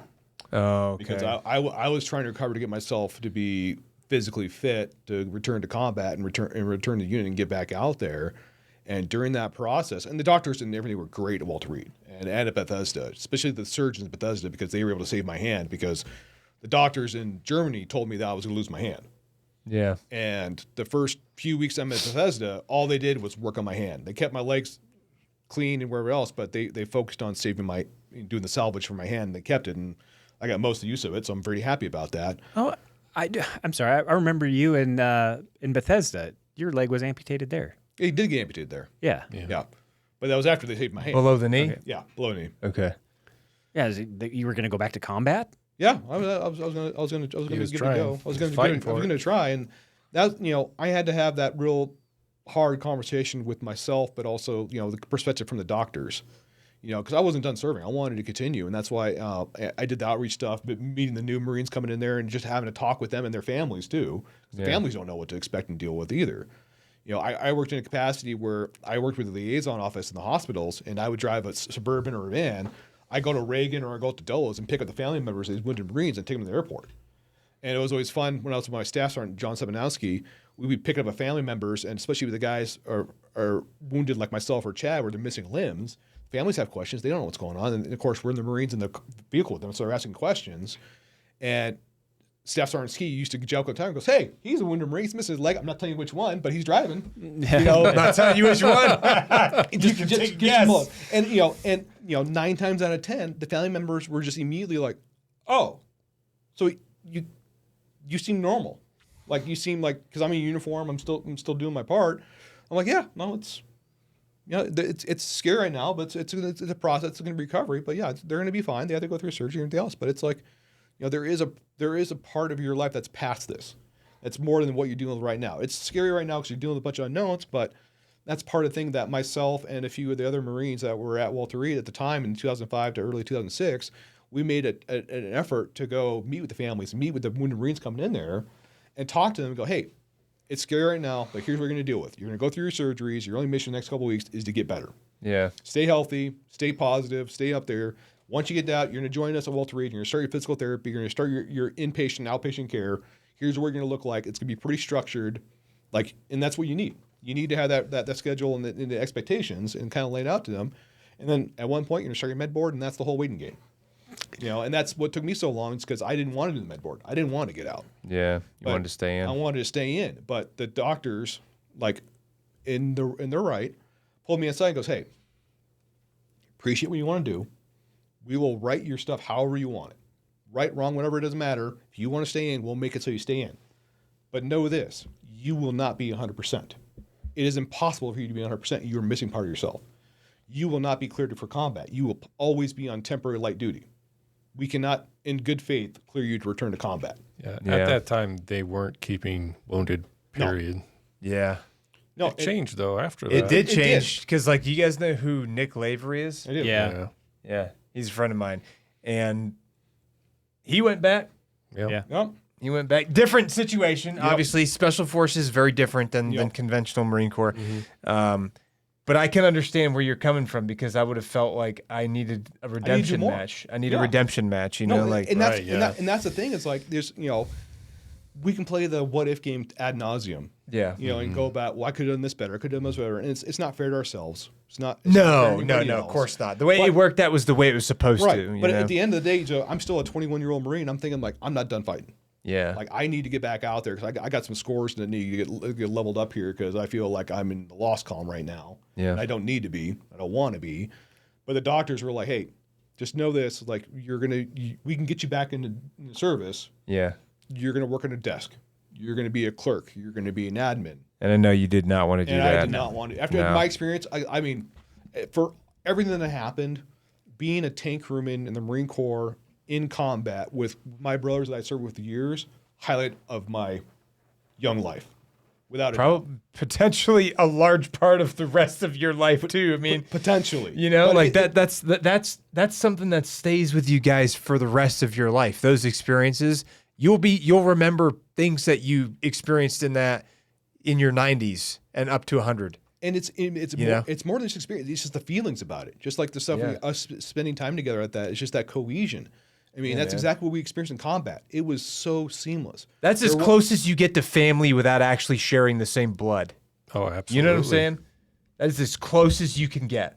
Totally. Especially with your boys, your platoon, guys that you spent, you literally ate, sleep, showered, everything with.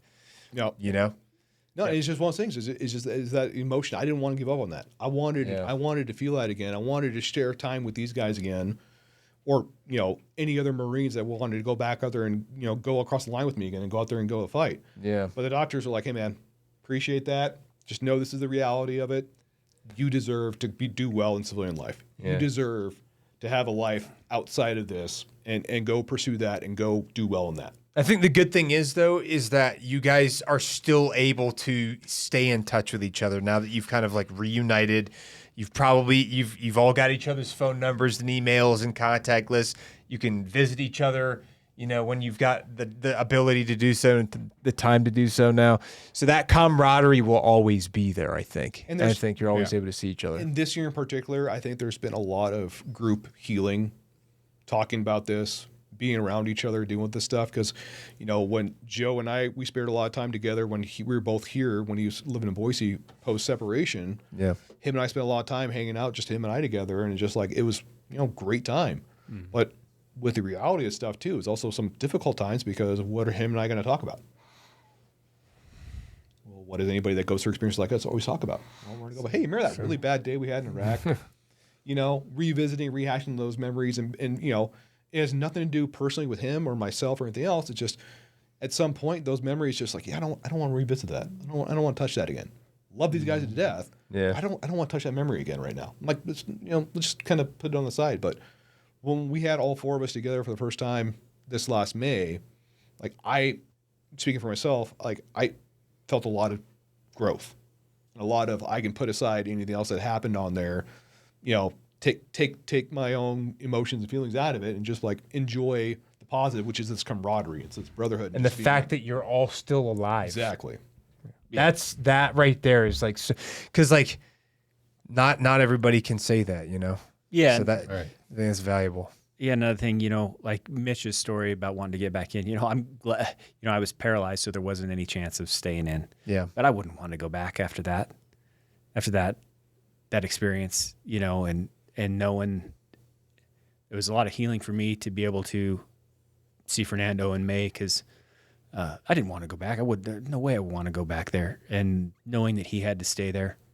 Did you feel like it was on my mind a lot? Was it something you thought about a lot? Oh, gosh. Oh, yeah.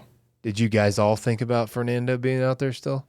Yeah, I don't know about you guys, but I was getting updates via our platoon sergeant, Dave Heimer, via emails on what was going on and what happens. And we lost one of our Marines from our platoon, unfortunately, on a different mission. A later one? Dustin Birch, yeah. Yeah. Dustin Birch?